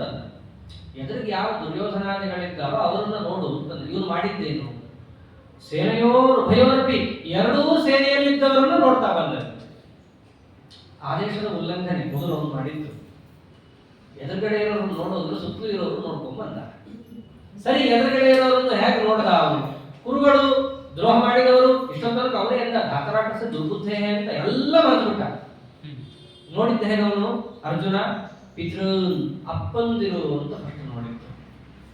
ಎದುರುಗಡೆ ಬೇಕಾಡ್ತಾನೆ ಇದ್ದಾರಲ್ಲಿ, ಅಲ್ಲಿ ಅವರಿಗೆ ತಂದೆ ಸಮಾನರಾದಂತಹ ಭೂರಿಶ್ರವ ಮುಂತಾದವರೆಲ್ಲರೂ ಇದ್ದಾರೆ. ಅದರಂತೆ ಪಿತಾಮಹಾನ್ ಸಾಕ್ಷಾತ್ ತನ್ನನ್ನು ಎತ್ತಾಡಿಸಿದಂತಹ ಭೀಷ್ಮಾಚಾರ್ಯರು ಎದುರಿಗಿದ್ದಾರೆ. ಅದರಂತೆ ಹಲ್ಲಿಕರಾಜರು ಮುಂತಾದವರೆಲ್ಲರೂ ಇದ್ದಾರೆ. ಆಮೇಲೆ ಆಚಾರ್ಯನ್ ವಿದ್ಯೆಯನ್ನು ಹೇಳಿಕೊಂಡು ಜಗತ್ತಿನಲ್ಲಿ ಅಸಾಮಾನ್ಯ ಅಂತ ಇವರನ್ನು ಎತ್ತಿಡಿದವರು. ಅಂದ್ರೆ ಅರ್ಜುನ ಅಲ್ಲಿ ನೋಡ್ತಿರೋದು ಇವರೆಲ್ಲರೂ ನಮ್ಗೆ ಉಪಕಾರ ಮಾಡಿದವರು ಅಂತ. ಇವರು ನನಗೆ ತಂದೆ ಉಪಕಾರ ಮಾಡ್ತಾನೆ, ಅಜ್ಜ ನನ್ಗೆ ಎತ್ತಾಡಿಸಿದ್ದಾನೆ, ಆಚಾರ್ಯರು ವಿದ್ಯೆ ಹೇಳಿಕೊಂಡು ನನ್ನನ್ನು ಲೋಕದಲ್ಲಿ ಅಸಾಮಾನ್ಯ ಧನುರ್ಧಾರಿ ಅಂತ ನನ್ನನ್ನು ಎತ್ತಿಡಿದಿದ್ದಾರೆ. ಮಾತುಲಾನ್ ಸೋದರ ಮಾವ ಶಲ್ಯ ಇವ್ರ ಕಡೆ ಯುದ್ಧ ಮಾಡಬೇಕಾಗಿತ್ತು, ಎಡವಟ್ಟಾಗ ಆ ಕಡೆ ಹೋಗ್ಬಿಡ್ತಾನೆ. ದುರ್ಯೋಧನ ಆತಿಥ್ಯಕ್ಕೆ ಸಿಕ್ಕಿ ಬಾಯ್ತ ಬಂದ್ಬಿಡ್ತಾನೆ. ಯಾರು ಹಿಂಗ್ ನನಗೆ ಆತಿಥ್ಯ ಕೊಟ್ಟಿದ್ದಾರೋ ನಾನು ಅವ್ರ ಕಡೆ ಅವ್ರಿಗೇನೋ ಬಹಳ ಒಳ್ಳೇದ್ ಮಾಡ್ತೀನಿ ಬಿಡ್ತಾನೆ ಅಷ್ಟೇ. ಯುದ್ಧಕ್ಕೆ ಹೋಗ್ತೀನಿ ಮಾಡ್ತೀನಿ ಏನು ಹೇಳಿರಲ್ಲ. ದುರ್ಯೋಧನ ಬರ್ತಾನೆ ಹಿಂದಿಂದ, ನಾನೇ ಆತಿಥ್ಯ ಕೊಟ್ಟವನು, ಏನೋ ಬಹಳ ಒಳ್ಳೇದ್ ಮಾಡ್ತೀನಿ ಅಂತಂದ್ರಲ್ಲ, ನಾ ಇಷ್ಟೇ ಕೇಳೋದು, ನನ್ನ ಕಡೆ ಯುದ್ಧ ಮಾಡ್ತೀನಿ. ಏನ್ ಮಾಡ್ಬೇಕು ಶಲ್ಯ? ನಕುಲ ಸಹದೇವರ ಮಾವ, ಸೋದರ ಮಾವ, ಮಾದ್ರಿಯ ಅಣ್ಣ, ಪಾಂಡವರಿಗೋಸ್ಕರವೇ ಅಂತಾನೆ ಬರ್ತಿರ್ತಾರೆ ಯುದ್ಧದಲ್ಲಿ. ದಾರಿಯೆಲ್ಲ ಟೆಂಟ್ ಹಾಕ್ಸಿ ಅವರಿಗೆ ಕಟ್ಟೆ ಬಫೆ ಕೊಟ್ಟಂಗೆ ಊಟ ಕೊಟ್ಟು ಅವನ ಆತಿಥ್ಯಕ್ಕೆ ಇವರು ಮರಳಾಗಿ ಮಾತು ಕೊಟ್ಬಿಡ್ತಾರೆ. ಏನು ಪ್ರೇಮವಾದದ್ದು ಮಾಡ್ತೀನಿ ಅಂತ ಹೇಳಿ ಆಯ್ತು. ದುರ್ಯೋಧನ ಬಂದ ತಗೊಂಡ. ಅದಕ್ಕೆ ಆತಿಥ್ಯ ಹಂಗಲ್ಲ ಎಲ್ಲ ಕಡೆ ತಗೋಬಾರ್ದು, ಬಹಳ ಕಷ್ಟ ಅದು. ಇವೆಲ್ಲ ನಮ್ಗೆ ಅದನ್ನೇ ತಿಳಿಸ್ತಾರೆ, ಎಲ್ಲಾ ಕಡೆ ಊಟಕ್ಕೆ ಹೋಗ್ಬಾರ್ದು ಅಂತ ಅದಕ್ಕೆ ಹೇಳೋದು. ಅದರಿಂದ ನಮಗೆ ದುರ್ಬುದ್ಧಿ ಬರುತ್ತೆ. ಆ ವಿಪ್ರಪತ್ನಿಯರ ಕೃಷ್ಣ ಕಥೆಯಲ್ಲಿ ವಿಪ್ರಪತ್ನಿಯರು ಅನ್ನ ತಂದು ಕೊಡ್ತಾರೆ. ರಾಮನರು ಗಲಾಟೆ ಮಾಡ್ತಾರೆ, ಬೇಡ ಕೃಷ್ಣರಾಮನಿಗೆ ಯಾಕೆ ಕೊಡ್ತೀರಿ ಅಂತ. ಹೆಣ್ಮಕ್ಳು ಒಳ್ಳೆ ಬುದ್ಧಿ ಇರುತ್ತೆ, ಗಂಡಸರಿಗೆ ಇರೋದೇ ಇಲ್ಲ. ಯಾಕೆ ಅಂದ್ರೆ ಆ ಕಂಸನ ಹತ್ರ ಹೋಗಿ ದಕ್ಷಿಣ ಇಸ್ಕೊಂಡ್ಬಂದು ಊಟ ಮಾಡಿ ಬಂದಿರ್ತಾರಲ್ಲ, ದುಷ್ಟ ಅನ್ನದ ಪ್ರಭಾವ ಅಷ್ಟೆಲ್ಲ ಕೆಲಸ ಮಾಡಿಸುತ್ತೆ. ಅದಕ್ಕೆ ಒಳ್ಳೆ ಅನ್ನ ತಿನ್ರಿ ಅಂತಿರ್ತಾರೆ. ಇಲ್ಲಿ ತಿಂದಿದ್ ಯಾರನ್ನ? ದುರ್ಯೋಧನನನ್ನ ಶಲ್ಯ. ಮತ್ತೆ ಇದೇನ್ ಮಾಡ್ತಾರೆ? ಅದೇ ಕೆಲಸನೇ ಆಯ್ತು. ಮನಸ್ಸಿಲ್ಲದ ಮನಸ್ಸಿನಿಂದ ಶಲ್ಯ ಆಯ್ತಪ್ಪ ನಿನ್ ಕಡೆನೇ ಬರ್ತೀನಿ ಅಂತ ಸೇರ್ತಾರೆ. ಧರ್ಮರಾಜ ನಮಸ್ಕಾರ ಮಾಡಿದಾಗ ಶಲ್ಯ ಅದೇ ಮಾತಾಡ್ತಾನೆ, ಧರ್ಮರಾಜ ನಿನಗೆ ನಾನು ತುಂಬಾ ಉಪಕಾರ ಮಾಡ್ತೀನಿ. ಈ ಕರ್ಣ ಇವತ್ತು ಯುದ್ಧಕ್ಕೆ ಬರ್ದೇ ಇರ್ಬೋದು, ಒಂದಲ್ಲ ಒಂದಿನ ಯುದ್ಧಕ್ಕೆ ಬಂದೇ ಬರ್ತಾನೆ, ಆಗ ನಾನು ನಿನಗೆ ಉಪಕಾರ ಮಾಡ್ತೀನಿ. ಏನ್ ಮಾಡ್ತೀರೋ ಮಾಡ್ತೀನಿ, ನನಗೆ ಗೊತ್ತಿಲ್ಲ. ಇವೆಲ್ಲ ಧರ್ಮರಾಜನಿಗೆ ಶಲ್ಯ ಮೊದಲೇ ಮಾತು ಕೊಟ್ಟಿರ್ತಾನೆ. ಅದು ಏನ್ ಮಾಡೋದು? ನನ್ನ ಕ್ಷತ್ರಿಯ ಧರ್ಮವನ್ನು ನಾನು ನಿಭಾಯಿಸಬೇಕು, ಮಾತು ಕೊಟ್ಟಿದ್ದೀನಿ ನಿಭಾಯಿಸಬೇಕು, ಯುದ್ಧಕ್ಕೆ ಬರ್ತೀನಿ, ಪ್ರಾಮಾಣಿಕವಾಗಿಯೇ ದುರ್ಯೋಧನ ಕಡೆ ಹೋರಾಡ್ತೀನಿ. ಆದರೆ ನಿನಗೂ ಕೂಡ ಸಮಯ ಬಂದಾಗ ಉಪಕಾರ ಮಾಡ್ತೀನಿ. ಇವೆಲ್ಲ ಅದಕ್ಕೇನೆ ದುರ್ಯೋಧನನಿಗೆ ತನ್ನ ಸೇನಾಪತಿಗಳ ಮೇಲೆ ಯಾರಿಗೂ ನಂಬಿಕೆ ಇರಲ್ಲ. ಎಲ್ಲಾ ನಂಬರ್ ಇದೆ, ಎಲ್ಲ ಇದೆ, ಎಲ್ಲರೂ ದುರ್ಯೋಧನಕ್ಕೆ ಒಳ್ಳೇದಾಗಲಿ ಅಂತ ಪ್ರಾಣ ಬಿಡಕ್ಕೆ ತಯಾರಿದ್ದಾರೆ. ಇವನಿಗೂ ಗೊತ್ತಿದೆ ಅಲ್ಲಿ ಒಳಗಡೆಯಿಂದ ಇವರಿಗೆ ಯಾವ ರೀತಿಯಾದ ನೆಮ್ಮದಿ ಇಲ್ಲ. ಅದೆಲ್ಲವೂ ಕೂಡ ಅಪ್ರಾಮಾಣಿಕರಲ್ಲಿರುವಂತಹ. ನೀವು ಅಪ್ರಾಮಾಣಿಕರಾಗಿದ್ದಾಗ ನಿಮ್ಮ ಹತ್ರ ಎಷ್ಟೇ ಇರಬಹುದು, ದುಡ್ಡು ದುಗಾಣಿ ಸಂಪತ್ತು ಬಲ ಪೌರುಷ ಐಶ್ವರ್ಯ, ಜನರ ಕಣ್ಣಿಗೆ ನೀವು ಠಿಕಾವಾಗಿ ಕಂಡ್ರು ಒಳಗಡೆ ಇರುವಂತಹ ಅಸಮಾಧಾನ ಯಾರಿಗೂ ಅರ್ಥ ಆಗಲ್ಲ. ದುರ್ಯೋಧನ ಅಂತ ಅಸಮಾಧಾನ ಪಿಶಾಚಿ. ಅವನಿಗೆ ಒಳ್ಳೇದಾಗ್ಲಿ ಅಂತ ಪಾಪ ಶಲ್ಯ ಅಲ್ಲಿ ಇದ್ದವನು, ಸೋದರ ಮಾವ, ಎತ್ತಾಡಿಸಿದವನು. ಇವ್ರಿಗೆಲ್ಲ ಪಾಂಡವರಿಗೆ ಅವರೇ ಅಪ್ಪ ಇಲ್ಲ. ನಕುಲ ಸಹದೇವರಂತೂ ಪಾಂಡವರಾಗ ಹೋದಾಗ ಪುಟ್ಟ ಹುಡುಗರು ಇಲ್ಲ. ಧರ್ಮರಾಜನೇ 18 ವರ್ಷ ಅಷ್ಟೇ, ನಕುಲ ಸಹದೇವರು ಇಲ್ಲ ಸಣ್ಣವರು. ಅವ್ರನ್ನೆಲ್ಲ ನೋಡ್ಕೊಂಡವ್ರು ಅವಾಗ ಶಲ್ಯನ ಎತ್ತಾಡಿಸಿದವರು. ಅವ್ರನ್ನ ನೋಡ್ತಾ ಇದ್ದಾನೆ ಅಂದ್ರೆ ಮಾವ ಅಂತ ನೋಡ್ತಾ ಇದ್ದಾನೆ ಅರ್ಜುನ ಅವರ ಸೋದರ ಮಾವ. ಅದು ಮಾತುಲ ಅಮ್ಮನ ಸಮಾನ ಅಂತ ಆ ಶಬ್ದಕ್ಕೆ ಅರ್ಥ. ತುಲಾ ಅಂದ್ರೆ ಸಮಾನ, ಮಾ ಅಂದ್ರೆ ಅಮ್ಮ, ಅಮ್ಮನಿಗೆ ಸಮಾನ ಅಂತ. ಸೋದರ ಮಾವನಿಗೆ ಆ ಸ್ಥಾನ ಇದೆ. ತಾಯಿಯಂತೆ ತಾಯಿಯ ಸ್ಥಾನ ಅವನಿಗೆ ಕೊಟ್ಟಿದ್ದಾರೆ. ಇರಬೇಕು ಸೋದರ ಮಾವ ಅಂತ ತಾತ್ಪರ್ಯ. ಸೋದರ ಮಾವ ಅಂತಂದ್ರೆ ಕಂಸ ಇದ್ದಂಗೆ ಇರೋದಲ್ಲ. ಸೋದರ ಮಾವ ಇದ್ದು ಸೋದರ ಮಾವ ಇರಬೇಕು, ತಾಯಿಯಂತೆ ನೋಡಬೇಕು ತನ್ನ ಸೋದರ ಅಳಿಯನನ್ನ. ಅಷ್ಟು ಪ್ರೀತಿ ವಾತ್ಸಲ್ಯ ಇಟ್ಕೊಂಡಿರ್ಬೇಕು ಅಷ್ಟೇ ಅಲ್ಲ. ಶಲ್ಯ ಹಾಗೆ ಮೊದಲಿಂದಲೂ ಇದ್ದವನು, ಅದಕ್ಕೋಸ್ಕರ ಬಂದವನು. ಆದ್ರೆ ಎದುರುಗಡೆ ಕಾಣಿಸ್ತಾ ಇದ್ದಾನೆ ವಿರೋಧ ಪಕ್ಷದಲ್ಲಿ, ಅವನನ್ನು ನೋಡ್ತಾ ಇದ್ದಾನೆ. ಅದರಂತೆ ಭ್ರಾತೃ ಅಣ್ಣ ತಮ್ಮಂದ್ರು, ಈ ಕಡೆಯಿಂದ ನೋಡಿದ್ರೆ ಧರ್ಮರಾಜ ಪ್ರವೃತ್ತಿಗಳನ್ನು ನೋಡ್ದ, ಆ ಕಡೆಯಿಂದ ದುರ್ಯೋಧನ ನೋಡ್ದ. ದುರ್ಯೋಧನ ಹೆಂಗ್ ನೋಡ್ತಿದ್ದಾನೋ ಅಣ್ಣ ಅಂತ ನೋಡ್ತಾ ಇದ್ದಾನೆ ಅರ್ಜುನ. ಇದಾದ ಮೇಲೆ ಪುತ್ರಾನ್ ಅಭಿಮನ್ಯು, ಅದರಂತೆ ದುರ್ಯೋಧನ ಮಗ ಅವನನ್ನು ನೋಡ್ದ. ಮುಂದೆ ಇದೇ ದುರ್ಯೋಧನನ ಮಗನನ್ನ ಕೊಲ್ತಾರೆ ಪಾಂಡವರು, ಕಣ್ಣಾರೆ ಕೊಲ್ತಾರೆ. ಹೆಂಗೆ ಅಭಿಮನ್ಯುವನನ್ನ ಕೊಂದ್ರು ಹಾಗೆ ದುರ್ಯೋಧನ ಮಗನನ್ನು ಕೊಲ್ತಾರೆ. ಆ ಯುದ್ಧದಲ್ಲಿ ಬಹಳ ಚೆನ್ನಾಗಿದೆ. ಮೊದಲನೇ ದಿವಸದಲ್ಲಿ ಯಾರು ಇವನು ಹೋಗ್ತಾನೆ ಉತ್ತರ ಕುಮಾರ, ಎರಡನೇ ದಿವಸದಲ್ಲಿ ಇವರು ದುರ್ಯೋಧನನ ಕಡೆ ದುರ್ಯೋಧನ ಮಾವನ ಹೊಡಿತಾರೆ ಭೀಮಸೇನ ದೇವರು. ಯಾಕೆಂದ್ರೆ ವಿರಾಟ್ ರಾಜ ಬೀಗ ಅಲ್ಲ, ಬೀಗನ ಕಡೆ ಒಂದು ಲಾಸ್ ಆಗಿದೆ. ಮಾರನೇ ದಿನ ಅಲ್ಲಿ ದುರ್ಯೋಧನ ಬೀಗನ ಹೊಡಿತಾರೆ ಭೀಮಸೇನ ದೇವರು. ಅದು ಬಹಳ ಚೆನ್ನಾಗಿ ಬರುತ್ತೆ. ಅದು ಒಂದಕ್ಕೊಂದು ಸೀಕ್ವೆನ್ಸ್, ಒಂದು ರೀತಿಯಾಗಿ ಸೇಡನ್ನು ತೀರಿಸಿಕೊಂಡಂತೆ ಯುದ್ಧ ಆದರೂ ಅದು ಒಂದಕ್ಕೊಂದು, ಇಲ್ಲಿ ಒಂದು ಹೋಯ್ತು ಅಂದ್ರೆ ಅಲ್ಲಿ ಒಂದು ಹೋಯ್ತು. ಅದು ಮೊದಲನೇ ದಿನ ಅಷ್ಟೇ ಆಗೋದು, ಆಮೇಲಿಂದ 8 ದಿನ ಏನೂ ಆಗಲ್ಲ. ಹೊಟ್ಟೆ ಹುಡ್ಕೊಂಡ್ಬಿಡ್ತಾನೆ ದುರ್ಯೋಧನ, ಅದು ಬೇರೆ ವಿಷಯ. ಒಟ್ಟಿನಲ್ಲಿ ಆ ದುರ್ಯೋಧನನ ಮಗನನ್ನು ಕೂಡ ಅರ್ಜುನ ತನ್ನ ಮಗ ಅಂತ ನೋಡ್ತಾ ಇದ್ದಾನೆ. ಇತ್ತಾಗಡೆ ಅಭಿಮನ್ಯುವನ್ನು ನೋಡ್ತಾ ಇದ್ದಾನೆ. ಅವರೆಲ್ಲ 16 ವರ್ಷದ ಹುಡುಗರು. ಪುತ್ರಾನ್, ಇದಾದ ಮೇಲೆ ಪೌತ್ರಾನ್, ಮೊಮ್ಮಕ್ಕಳು. ಅವರನ್ನು ನೋಡ್ದ. ಯಾರು ಮೊಮ್ಮಕ್ಕಳು ಅಂತಂದ್ರೆ ದುರ್ಯೋಧನನ ಮಗ ಲಕ್ಷ್ಮಣ. ಲಕ್ಷ್ಮಣನಿಗೂ ಮಗ ಇರ್ತಾನೆ, ಅವನು ಯುದ್ಧಕ್ಕೆ ಬಂದಿರ್ತಾನೆ. ದುರ್ಯೋಧನ ಮೊಮ್ಮಗ, ಸಣ್ಣ ಹುಡುಗ, ಅವನು ಯುದ್ಧಕ್ಕೆ ಎಳ್ಕೊಂಡ್ ಬಂದಿರ್ತಾನೆ. ಪಾಪಿ ಮನೆಯಲ್ಲಿ ಬಿಟ್ಟು ಬರ್ಬೇಕು ಬೇಡ, ಎಲ್ಲರೂ ನನ್ನ ಕಡೆ ಯಾರ್ಯಾರು ಬರ್ತಾರೋ ಎಲ್ಲರೂ ಎಳ್ಕೊಂಡ್ ಬಂದಿದ್ದಾರೆ. ನಂಬರ್ ಜಾಸ್ತಿ ಆಗ್ತದೆ. ಹಾಗೆ ಕರ್ಕೊಂಡು ಕಡೆಯಲ್ಲಿ ಯಾರು ನನ್ನ ಸಖಿ ಸ್ನೇಹಿತರನ್ನು ಕೂಡ ನೋಡಿದ್ದಾನೆ. ಯಾರು ಇಟ್ಲಾಗಡೆ ಕೃಷ್ಣ ಪರಮಾತ್ಮ ಎದುರುಗಡೆನೆ ಇದ್ದಾನೆ. ಅವನ ತಲೆಯಲ್ಲಿ ಇರುವುದು ನನಗಿಂತ ಮುಂಚೆ ಇವರು ಬೀಳುತ್ತಲ್ಲ ಬಾಣ ಅಂತ. ಅದಾದ ಮೇಲೆ ಅಶ್ವತ್ಥಾಮಾಚಾರ್ಯರು ಕೂಡ ಅರ್ಜುನನ ಸ್ನೇಹಿತರೇ ಒಂದು ಅರ್ಥದಲ್ಲಿ. ಬಹಳ ಪ್ರೀತಿ ಇರುತ್ತೆ ಅರ್ಜುನನ ಕಂಡ್ರೆ ಅಶ್ವತ್ಥಾಮಾಚಾರ್ಯಗೆ. ಅದೇನೋ ಆ ದುರ್ಯೋಧನ ಅನ್ನ ತಿಂದು ತಿಂದು ತಿಂದು ಆ ಕಡೆ ಹೋಗಿರ್ತಾರೆ ಅಷ್ಟೇ. ಇದೆಲ್ಲ ಉದ್ಯೋಗ ಪರ್ವದಲ್ಲಿ ನೋಡಿದಾಗ ಸ್ಪಷ್ಟ ಆಗುತ್ತೆ. ಕೃಷ್ಣ ಇಬ್ಬರು ಹೇಳ್ಕೊಂಡು ಹೋಗ್ತಾನೆ ಮಾತಾಡಕ್ಕೆ, ಪ್ರೈವೇಟ್ ಕನ್ವರ್ಸೇಷನ್. ಒಂದು ಕರ್ಣ, ಇನ್ನೊಬ್ರು ಅಶ್ವತ್ಥಾಮಾಚಾರ್ಯರು.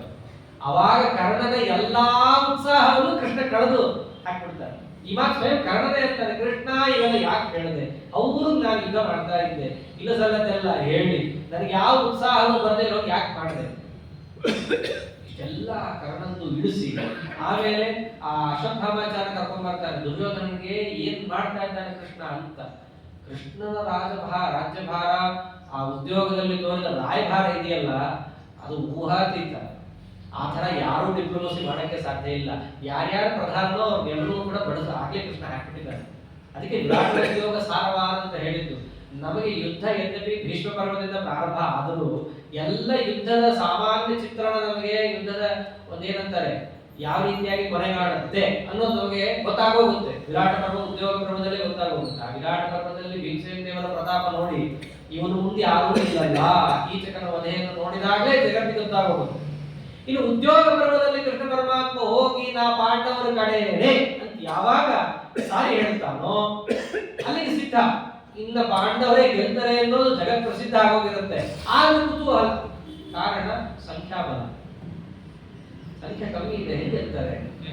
ಅಷ್ಟೇ ಇದ್ದದ್ದು ಗೆಲ್ತಾರೆ. ಇದನ್ನೇ ಅಂತಾರೆ ರಾಯರು ಗೀತಾ ವಿವೃತ್ತಿಯಲ್ಲಿ ಬರಿಬೇಕಂದ್ರೆ, ಧೃತರಾಷ್ಟ್ರ ಪ್ರಶ್ನೆ ಮಾಡ್ತಾನಲ್ಲ ಸಂಜಯನ ಶುರುವಿನಲ್ಲಿ, ಯದ್ಯಪಿ ಕೃಷ್ಣ ಪರಮಾತ್ಮ ಪಾಂಡವರ ಪಕ್ಷದಲ್ಲಿದ್ದಾನೆ, ಜಯ ಪಾಂಡವರಿಗೆ ಅನ್ನೋದು ಸರ್ವಸಾಕ್ಷಿ ವಿಶ್ವಪ್ರಸಿದ್ಧವಾದರೂ ತನ್ನ ಮಗನ ಮೇಲಿನ ವ್ಯಾಮೋಹದಿಂದ ಧೃತರಾಷ್ಟ್ರ ಪ್ರಶ್ನೆ ಮಾಡದ ಅಂತಾರೆ. ಒತ್ತು ಇಡೀ ಜಗತ್ತಿಗೆ ಗೊತ್ತಿದೆ ಕೃಷ್ಣ ಎಲ್ಲಿದ್ದಾನೋ ಅಲ್ಲೇ ಜಯ. ಸ್ವಯಂ ಗಾಂಧಾರಿ ಹೇಳುತ್ತಾರೆ ಈ ಮಾತನ್ನ ದುರ್ಯೋಧನಿಗೆ. ಆಶೀರ್ವಾದ ಮಾಡುವಂತ ದುರ್ಯೋಧನ ಹೋದಾಗ ಗೆದ್ದು ಬಾ ಅಂತ ಅಮ್ಮ ಒಂದು ಸರ್ತಿನೂ ಹೇಳಲ್ಲ. ಕೇಳ್ತಾರೆ ಈ ಮಾತನ್ನ. ತಾಯಿಯಾಗಿ ನೀನು ಗೆದ್ದು ಬಾ ಅಂತ ಯಾಕೆ ಹೇಳ್ತಿಲ್ಲ? ಸೇನಾಪತಿಗಳು ಅಂತ ಕಟ್ಕೊಂಡಿದ್ದೀನಿ, ಅವರಂತೂ ನನ್ನ ಕಡೆ ಇಲ್ಲ. ಈ ಗುರುಗಳು ಅಂತ ಕಟ್ಕೊಂಡಿದ್ದೀನಿ, ಅವರಂತೂ ಅರ್ಜುನ ಅನ್ನೋ ಒಂದು ಇದರಲ್ಲೇ ಇದ್ದಾರೆ. ಯಾರು ನನಗೆ ಗೆಲ್ತೀಯ ಅಂತ ಒಂದು ಸರ್ತಿನೂ ಹೇಳ್ತಿಲ್ಲ. ಭೀಷ್ಮಾಚಾರ್ಯ ಬಾಯಿ ಹೇಳ್ತಾರೆ ಇದನ್ನ. ನೀನ್ ಹೆಂಗ್ ಗೆಲ್ತೀಯ ದುರ್ಯೋಧನ? ಗೆಲ್ಲಕ್ ಸಾಧ್ಯನೇ ಇಲ್ಲ ನೀನು. ಇಂಥವರೆಲ್ಲ ಸೇನಾಪತಿ ಅವನಿಗೆ. ಎಂಥ ಪರಿಸ್ಥಿತಿ ಒಂದು. ಯಾರಾದ್ರೂ ಒಬ್ಬರಾದ್ರೂ ಪಾಸಿಟಿವ್ ಆಗಿ ಹೇಳ್ತಾರೆ ಅಂತಂದ್ರೆ ಅವ್ರಿಗೆ ಮೂರೇ ಜನ, ಒಂದು ಶಕುನಿ, ಒಂದು ದುಶ್ಯಾಸನ, ಇನ್ನೊಂದು ಕರ್ಣ. 3 ಜನ ಬಿಟ್ರೆ ಅವನನ್ನ ಹುರಿದುಂಬಿಸಿ ಹೌದೌದು ನೀ ಗೆಲ್ತ್ಯಾ ಅಂತಂದವರೇ ಇಲ್ಲ. ಕಾರಣ ಎಲ್ಲರೂ ಹಳಿಭಕ್ತರೆ. ಅವನ ಅನ್ನ ತಿಂದಿದ್ದೀವಿ ಅನ್ನೋ ಏಕೈಕ ಕಾರಣಕ್ಕೆ ಋಣ ತೀರಿಸ್ಬಿಡೋಣಪ್ಪ. ಭೀಷ್ಮಾಚಾರ್ಯ ಈ ಮಾತು ಆಡಿದ್ದಾರೆ ಎಷ್ಟೋ ಬಾರಿ. 10ನೇ ದಿನ ಭೀಷ್ಮಾಚಾರ್ಯ ಬೀಳ್ಬೇಕಾದಂತೂ ಅವನು ಬಹಳಷ್ಟು ಕೆಟ್ಟ ಕೆಟ್ಟ ಮಾತುಗಳನ್ನ ಆಡಿದಾಗ ದುರ್ಯೋಧನ ಇವತ್ತಿನ ಋಣ ತೀರಿಸ್ಬಿಡ್ತೀನಪ್ಪ ಈ ಶಬ್ದ ಆಡಿದ್ದಾರೆ ಅವರು. ಇಲ್ಲ ನಾ ಬೀಳ್ತೀನಿ, ಇಲ್ಲ ಪಾಂಡವರ ಕಡೆ ಒಬ್ರು ಬೀಳ್ತಾರೆ. ಆದ್ರೆ ಒಂದಂತೂ ನಿಜ, ಪಾಂಡವರ ಕಡೆ ಅಂತೂ ಯಾರು ಬೀಳ್ಸಕ್ ಆಗಲ್ಲ, ನಾನೇ ಬೀಳ್ತೀನಿ ಬಹುಶಃ ಅಂದ್ಬಿಡ್ತಾರೆ ಅವರು. ಆ ಶಬ್ದ ಆಡ್ತಾ ಇದ್ದೀನಿ, ಋಣ ತೀರಿಸ್ತೀನಿ ನಾನು. ಯಾವಾಗ ಈ ಶಬ್ದ ಆಡ್ತೀವಿ? ಎದುರುಗಡೆ ಇದ್ದೋ ನಮ್ಮ ಹೃದಯವನ್ನ ಚುಚ್ಚಿ ಚುಚ್ಚಿ ಚುಚ್ಚಿ ಹಾಕಿದಾಗ ತಡಿಲಿಕ್ಕಾಗದೇ ಇರೋ ಪರಿಸ್ಥಿತಿ ಈ ಶಬ್ದ ಬರುತ್ತೆ. ಹಾಗಾಗಿ ಅವ್ರಿಗೆ ಯಾರು ಹೇಳಿದವರಿಲ್ಲ. ಅಮ್ಮನ ನಮಸ್ಕಾರ ಮಾಡ್ತಾರೆ, ಅವ್ರ ಅಮ್ಮರು ಹೇಳಲ್ಲ. ಯಾಕಮ್ಮ ಹಿಂಗೆ ಹೇಳ್ತಿಲ್ಲ ಅಂತಂದ್ರೆ ಅವ್ರ ಅಮ್ಮ ಅಂದಿದ್ದೇನು, ನಿನ್ನ ಧರ್ಮ ಇದೆಯಾ ನಿನ್ನಲ್ಲಿ? ಯಥೋ ಕೃಷ್ಣ ತಥೋ ಧರ್ಮ, ಯಥೋ ಧರ್ಮ ತಥೋ ಜಯ. ಕೃಷ್ಣ ಇದ್ದರೆ ನಿನ್ನ ಪಕ್ಷದಲ್ಲಿ ಧರ್ಮ ಇದೆ ಅಂತ ಅರ್ಥ, ಧರ್ಮ ಇದ್ದರೆ ನಿನ್ನ ಪಕ್ಷದಲ್ಲಿ ಜಯ ಇದೆ ಅಂತ ಅರ್ಥ. ನಿನ್ನಲ್ಲಿ ಕೃಷ್ಣ ಇಲ್ಲ, ಹಾಗಾಗಿ ನಿನ್ನಲ್ಲಿ ಧರ್ಮ ಇಲ್ಲ, ಧರ್ಮ ಇಲ್ಲ, ಹಾಗಾಗಿ ನಿನ್ನಲ್ಲಿ ಜಯ ಇಲ್ಲ. ಹಾಗಾಗಿ ಒಂಚೂರು ಬಲ ಬರಲಿ, ಶಕ್ತಿ ಬರಲಿ, ಯಶಸ್ಸು ಬರಲಿ ಎನ್ನಬಹುದೇ ಹೊರತು ಗೆದ್ದು ಬಾ, ವಿಜಯಶಾಲಿ ಆಗು ಅಂತ ನಾನು ವೃಥಾ ಮಾತಾಡಲ್ಲ, ನನ್ನ ಪಾತಿವ್ರತ್ಯ ಧರ್ಮವನ್ನ ಹಾಳು ಮಾಡ್ಕೊಳ್ಳಲ್ಲ ಅಂತ ಹೇಳಿದ್ದಾರೆ. ದುರ್ಯೋಧನ ಸ್ಥಿತಿ ಅದು ಪಾಪ, ಅಂಥವರೇ ಅವನ ಸುತ್ತು ತುಂಬಿರೋದು. ಇದೆಲ್ಲ ಗೊತ್ತು ಅರ್ಜುನನಿಗೆ, ಎಲ್ಲರೂ ಕೂಡ ಬಾಯಿ ಬಿಟ್ಟು ಹೇಳಿರ್ತಾರೆ. ಅದಕ್ಕೆ ಅರ್ಜುನನಿಗೇನು, ಅವರೆಲ್ಲ ಒಳ್ಳೆಯವರು, ದುರ್ಯೋಧನ ಒಬ್ಬನೇ ಕೆಟ್ಟವನು, ಇವರೆಲ್ಲರೂ ನನ್ನ ಬಂಧು ಬಾಂಧವರು ಅಂತ ನೋಡ್ತಾ ಇದ್ದಾರೆ. ಅದಕ್ಕೆ ಎಲ್ಲ ಶಬ್ದಗಳನ್ನು ಗಮನಿಸಿದ್ರೆ ಎಲ್ಲ ಬಂಧು ಬಾಂಧವರನ್ನು ತಿಳಿಸುವ ಶಬ್ದಗಳೇ ಇದ್ದಾವೆ. ಪಿತೃನ್, ಪಿತಾಮಹನ್, ಮಾತುಲಾನ್, ಪುತ್ರಾನ್, ಪೌತ್ರಾನ್, ಎಲ್ಲ ಬಾಂಧವರನ್ನ ಹೇಳೋ ಶಬ್ದಗಳೇ. ಇವರೆಲ್ಲ ನನ್ನ ಬಂಧುಗಳು ಅಂತ ನೋಡ್ತಾ ಇದ್ದಾನೆ ಅರ್ಜುನ. ಎಲ್ಲರ ಮೇಲೆ ಸಖಿ ಅಶ್ವತ್ಥಾಮಾಚಾರ್ಯರು, ಆಮೇಲೆ ಶ್ವಶುರಾನ್ ಹೆಣ್ಣು ಕೊಟ್ಟ ಮಾವ, ಅವನಿಗೆ ದ್ರುಪದ ಈ ಕಡೆ ನಿಂತಿದ್ದಾರೆ. ಮುದುಕರು ಅಂದ್ರೆ ಅವರೆಲ್ಲ ಮುದುಕರು, ಪಾಂಡವರಿಗೋಸ್ಕರ ಯುದ್ಧ ಮಾಡಕ್ ಬಂದವರು. ಆಮೇಲೆ ಸುಹೃದ ಶೈವ ಸೇನೆಯೋ ಉಭಯೋರಪಿ. ಸುಹೃದ ನನ್ನ ಸ್ನೇಹಿತರು, ಇವರಿಗೆ ಒಳ್ಳೆಯದಾಗಲಿ ಅಂತ ದೂರದಲ್ಲಿ ನಿಂತು ಒಳ್ಳೆಯದನ್ನು ಬಯಸುವವರು ಸುಹೃತ್, ಹತ್ತಿರದಲ್ಲಿ ಇದ್ದು ಅವ್ರಿಗೆ ಒಳ್ಳೆಯದಾಗಲಿ ಅಂತ ಅನ್ನೋರು ಸ್ನೇಹಿತರು. ಸ್ನೇಹಿತರಿಗೂ ಸುಹೃತ್ತರಿಗೂ ಇದೇ ವ್ಯತ್ಯಾಸ. ದೂರದಲ್ಲಿ ನಿಂತು ಅವ್ರಿಗೆ ಒಳ್ಳೆಯದಾಗಲಿ ಅಂತ ಬಯಸ್ತಿರ್ತಾರೆ, ಸದಾ ಹತ್ತಿರದಲ್ಲೇ ಇರೋಲ್ಲ. ಅಂತಹ ಕೃತವರ್ಮ ಎಲ್ಲರೂ ಕೂಡ ದ್ವಾರಕಾಪಟ್ಟಣದಲ್ಲಿದ್ದವರು, ಯಾದವರು. ಪಾಂಡವರು ಅಂದ್ರೆ ಪಂಚ ಪ್ರಾಣ. ಆದ್ರೆ ಆ ಸಾತ್ವಿಕಿ ಕೃತವರ್ಮರಲ್ಲಿ ಒಂದು ಮಾತುಕತೆ ಆಗಿರುತ್ತೆ. ಕೃಷ್ಣನ ಸೇನೆಯನ್ನ ತಂದಿರ್ತಾರಲ್ಲ, ದುರ್ಯೋಧನ ಕೇಳ್ಕೊಂಡು ಬಂದಿರ್ತಾರ, ಅದೆಲ್ಲ ನಾನ್ ಬೇಕೋ ನನ್ನ ಸೇನೆ ಬೇಕೋ ಅಂತ ಕೇಳಿರ್ತಾನೆ. ನಾನ್ ಬಂದ್ರೆ ಕೈ ಬಿಸ್ಕೊಂಡ್ ಬರ್ತೀನಿ ನೋಡು, ಮ್ಯಾಕ್ಸಿಮಮ್ ಒಂದು ಬಾರ್ಕೋಲ್, ಒಂದು ಕುದುರೆ ಹೊಡೆಯಕ್ಕೆ, ಅದು ಬಿಟ್ಟರೆ ಒಂದು ಪಾಂಚಜನ್ಯ, ಒಂದು ಆಯುಧ ಕೂಡ ನಾನು ಹಿಡಿಯಲ್ಲ. ನಾ ಬೇಕೋ ನನ್ನ ಸೇನಾ ಬೇಕು ಅಂತ ಕೇಳ್ತಾನೆ. ಅದು ಮೊದಲು ಯಾರಿಗೆ ಕೊಡ್ತಾನೆ? ಆಯ್ಕೆ ಅರ್ಜುನಗೆ. ಕಾರಣ ದೊಡ್ಡವರು ಸಣ್ಣವರಲ್ಲಿ ಏನಾದರೂ ಪದಾರ್ಥಗಳನ್ನು ತಗೊಳ್ಬೇಕು ಅಂತ ಬಂದಾಗ ಧರ್ಮಶಾಸ್ತ್ರ ಏನ್ ಹೇಳುತ್ತೆ? ಸಣ್ಣವರಿಗೆ ಮೊದಲು ಬಿಡಬೇಕು. ಸಣ್ಣವರು ಏನು ತಗೊಳ್ತಾರೋ ಅವರು ತಗೊಂಡು ಬಿಟ್ಟಿದ್ದನ್ನು ದೊಡ್ಡವರು ತಗೋಬೇಕು, ಉದಾರ ರುಚಿ ಇರಬೇಕು ಅಂತ ಧರ್ಮಶಾಸ್ತ್ರ. ದುರ್ಯೋಧನ ಆದ್ದರಿಂದ ಇಬ್ಬರು ನನ್ನ ಸಹಾಯ ಕೇಳ್ಕೊಂಡು ಬಂದಿದ್ದೀರಿ, ಇಬ್ಬರು ನನ್ನ ಬಾಂಧವರೇ. ದುರ್ಯೋಧನ ಕೃಷ್ಣನ್ ಬೀಗ, ಸಾಂಬನ ಹೆಂಡತಿ ಲಕ್ಷ್ಮಣ ದುರ್ಯೋಧನ ಮಗಳು, ಸಾಂಬ ಕೃಷ್ಣನ ಮಗ, ಇಬ್ರು ಬೀಗರು. ಒಂದು ದಿವಸವೂ ಪರಸ್ಪರ ಗೃಹದಲ್ಲಿ ಚಿತ್ರಾವತಿ ಇಲ್ಲ. ಅಂತ ಬೀಗರು, ಒಬ್ಬರ ಮನೆಗೆ ಒಬ್ಬರು ಊಟ ಇಲ್ಲ. ಅಂತಹದ್ದು ಇಬ್ರು, ನೀನು ನನ್ನ ಸಂಬಂಧಿಕ, ಅರ್ಜುನ ಅಂತ ನನ್ನ ಪರಮ ಸ್ನೇಹಿತ, ಇಬ್ರು ನನ್ನ ಸಹಾಯ ಕೇಳ್ಕೊಂಡ್ ಬಂದಿದ್ದೀರಿ, ಇಬ್ರು ನಾ ಇಲ್ಲ ಅನ್ನೋ ಹಾಗಿಲ್ಲ. ಅದರಲ್ಲಿ ಮೊದಲು ಯಾರಿಗೆ? ಅರ್ಜುನನಿಗೆ. ದುರ್ಯೋಧನ ಎದೆನೇ ಹೊಡೆದೋಯ್ತು. ಒಂದು ವೇಳೆ ಇವನೇನಾದರೂ ಕೂಡ ಆ ಕೃಷ್ಣನ ಬದಲು ಆ ನಾರಾಯಣಿ ಸೇನೆಯನ್ನು ಕೇಳಿಬಿಟ್ಟರೆ ಇವನು ತಗೊಂಡೇನು ಮಾಡ್ಬೇಕು? ಇವನು ಯುದ್ಧ ಮಾಡಲ್ಲ ಅಂತ ಬಾಯಿ ಬಿಟ್ಟು ಹೇಳ್ತಾ ಇದ್ದಾನೆ. ಇವರು ನನ್ನ ಸೇನೆ ಕರ್ಕೊಂಡು ಏನ್ ಪ್ರಯೋಜನ ಅಂತ ಅವನು ಡಬ ಡಬ ಡಬ ಹೊಡ್ಕೋತಾ ಇತ್ತು.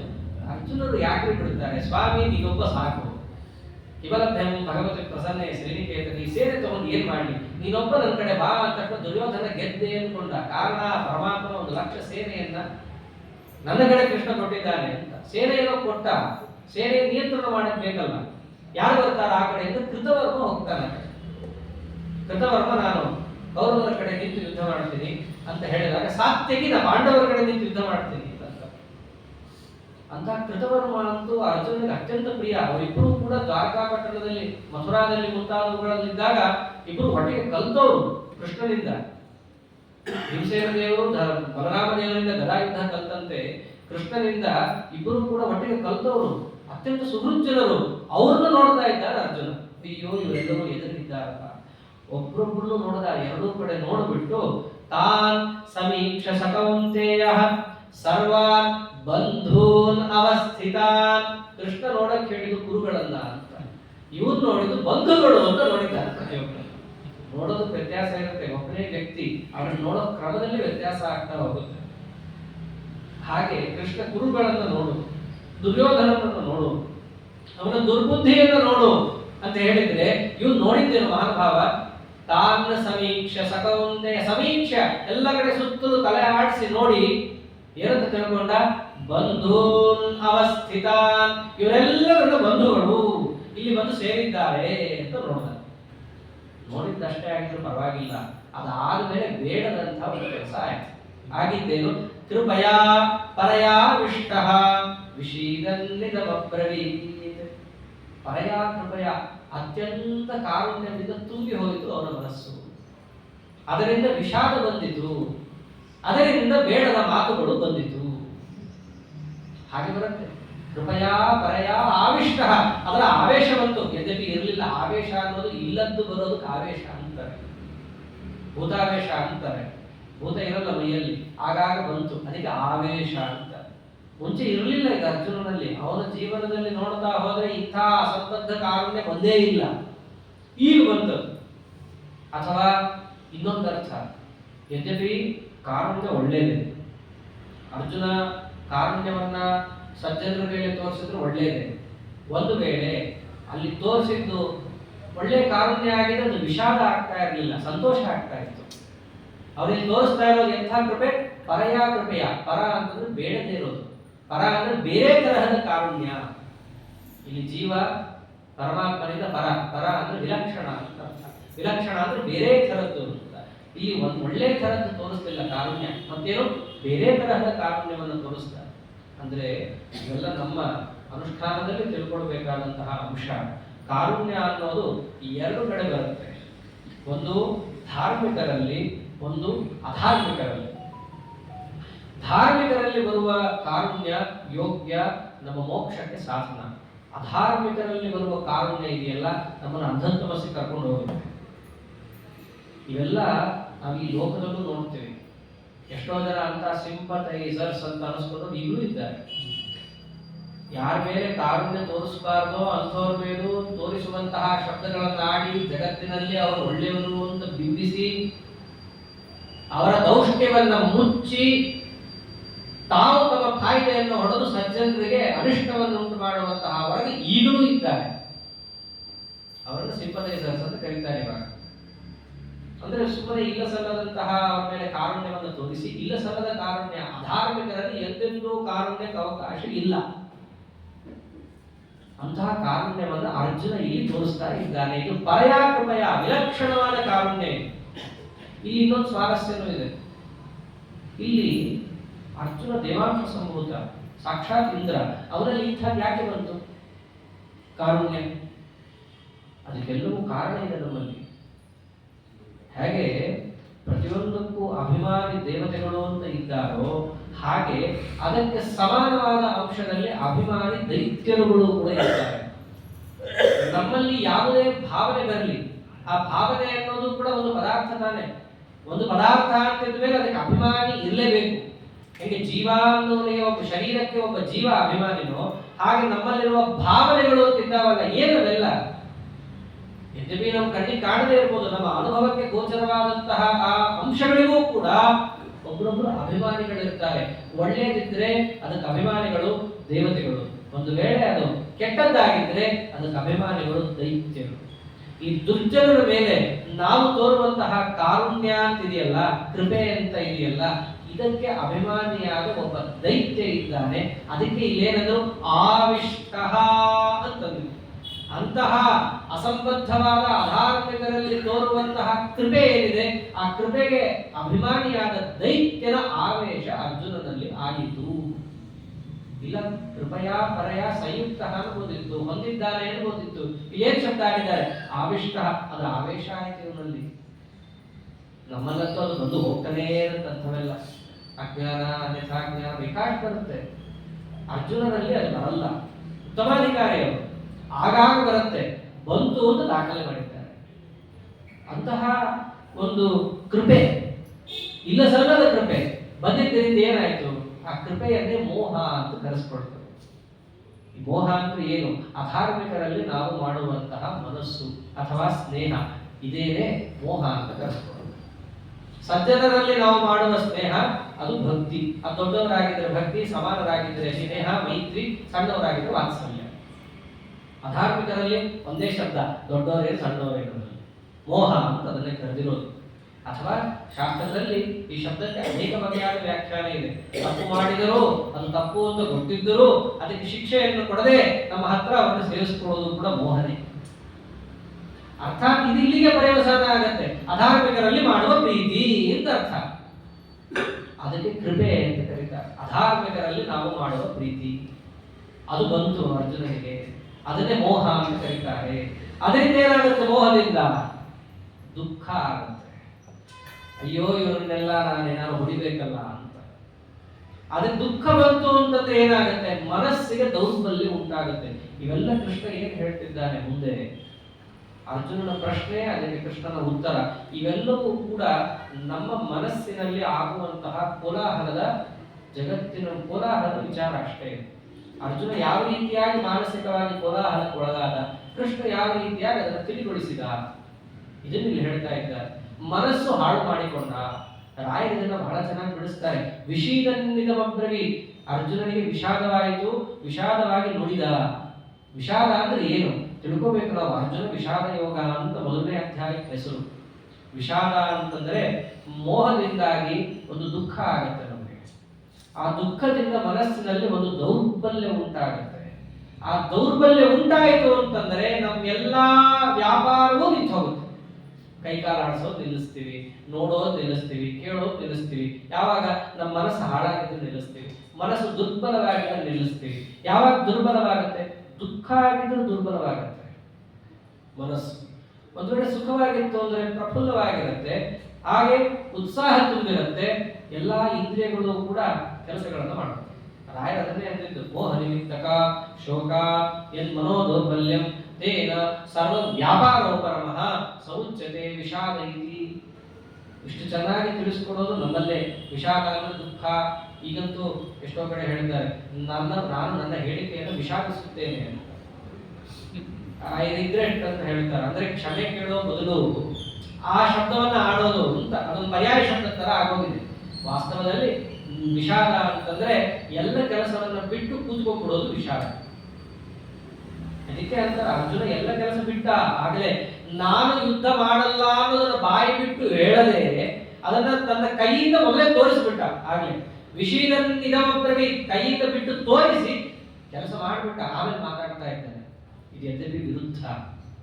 ಮೊದಲು ಏನಿದೆಯೋ ತಮ್ಮ ಮನಸ್ಸಿನಲ್ಲಿ ಅದನ್ನು ಹೇಳಿ, ಇದು ಸರಿಯಾಗಿದೆಯೋ ಇಲ್ಲವೋ ಅನ್ನೋದನ್ನು ವಿಮರ್ಶೆ ಮಾಡಿ ಆಮೇಲೆ ಕೆಲಸ ಮಾಡಬೇಕು. ತಸ್ಮಾತ್ ಶಾಸ್ತ್ರಂ ಪ್ರಮಾಣಂತೆ ಕಾರ್ಯಕಾರ್ಯ ವ್ಯವಸ್ಥಿತ. ಮುಂದೆ ಬರುವಂತಹ ಎಲ್ಲಾ ಪ್ರಶ್ನೆಗಳಿಗೆ ಉತ್ತರ ಏನ್ ಕೊಡ್ತಾನೆ ಕೃಷ್ಣ? ಅರ್ಜುನನ ಮೂಲಕ ಜಗತ್ತಿಗೆ ಕೊಡ್ತಾ ಇರೋ ಸಂದೇಶ. ಇಲ್ಲಿ ಅರ್ಜುನ ಏನ್ ಮಾಡಬೇಕಿತ್ತು?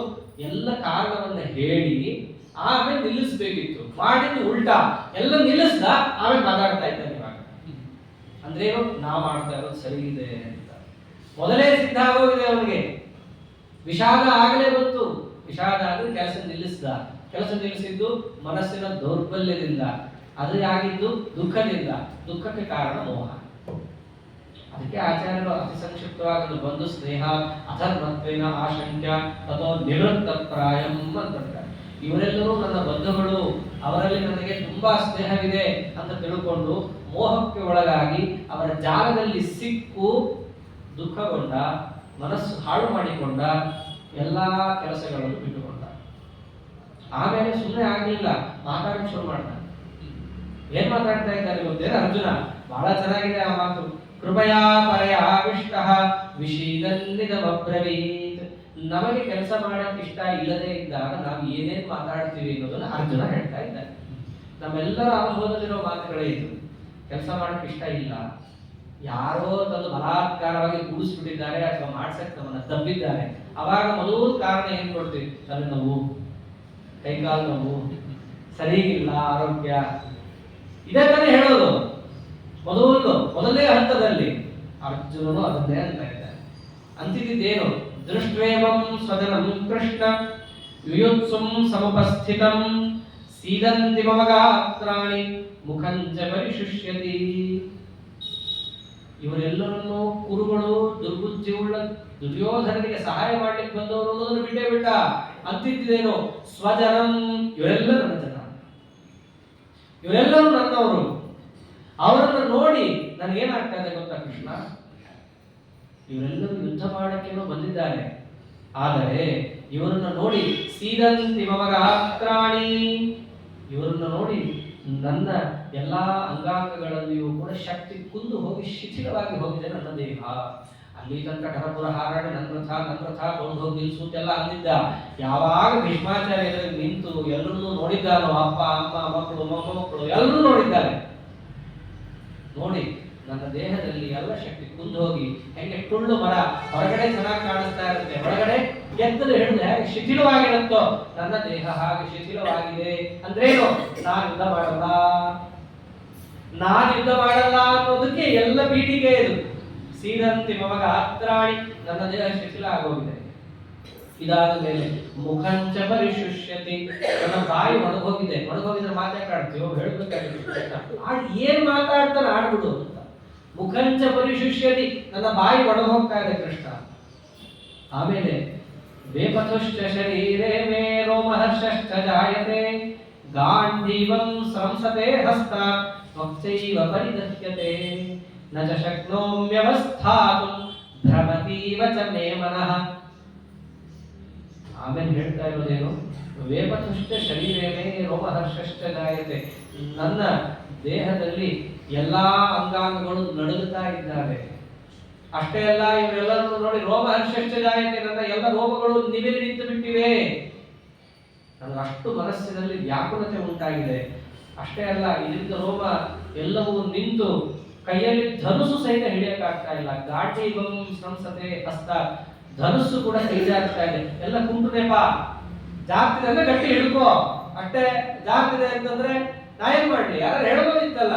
ಎಲ್ಲ ಕುಂಟು ನೆಪ ಹೇಳ್ತಾ ಇದ್ದಾರೆ. ಇಷ್ಟ ಇಲ್ಲ ಮಾಡಕ್ಕೆ. ನಡುತ್ತಾ ಇದೆ, ರೋಮಹರ್ಷಣ ಆಗ್ತಾ ಇದೆ, ತಲೆನೋವ್ತಾ ಇದೆ ಅಂತ ಅಂತಾರೆ. ಭಕ್ತೈವ ಪರಿದಹ್ಯತೆ, ನನ್ನ ಎಲ್ಲಾ ಚರ್ಮಗಳು ಸುಡುತ್ತಾ ಇವೆ.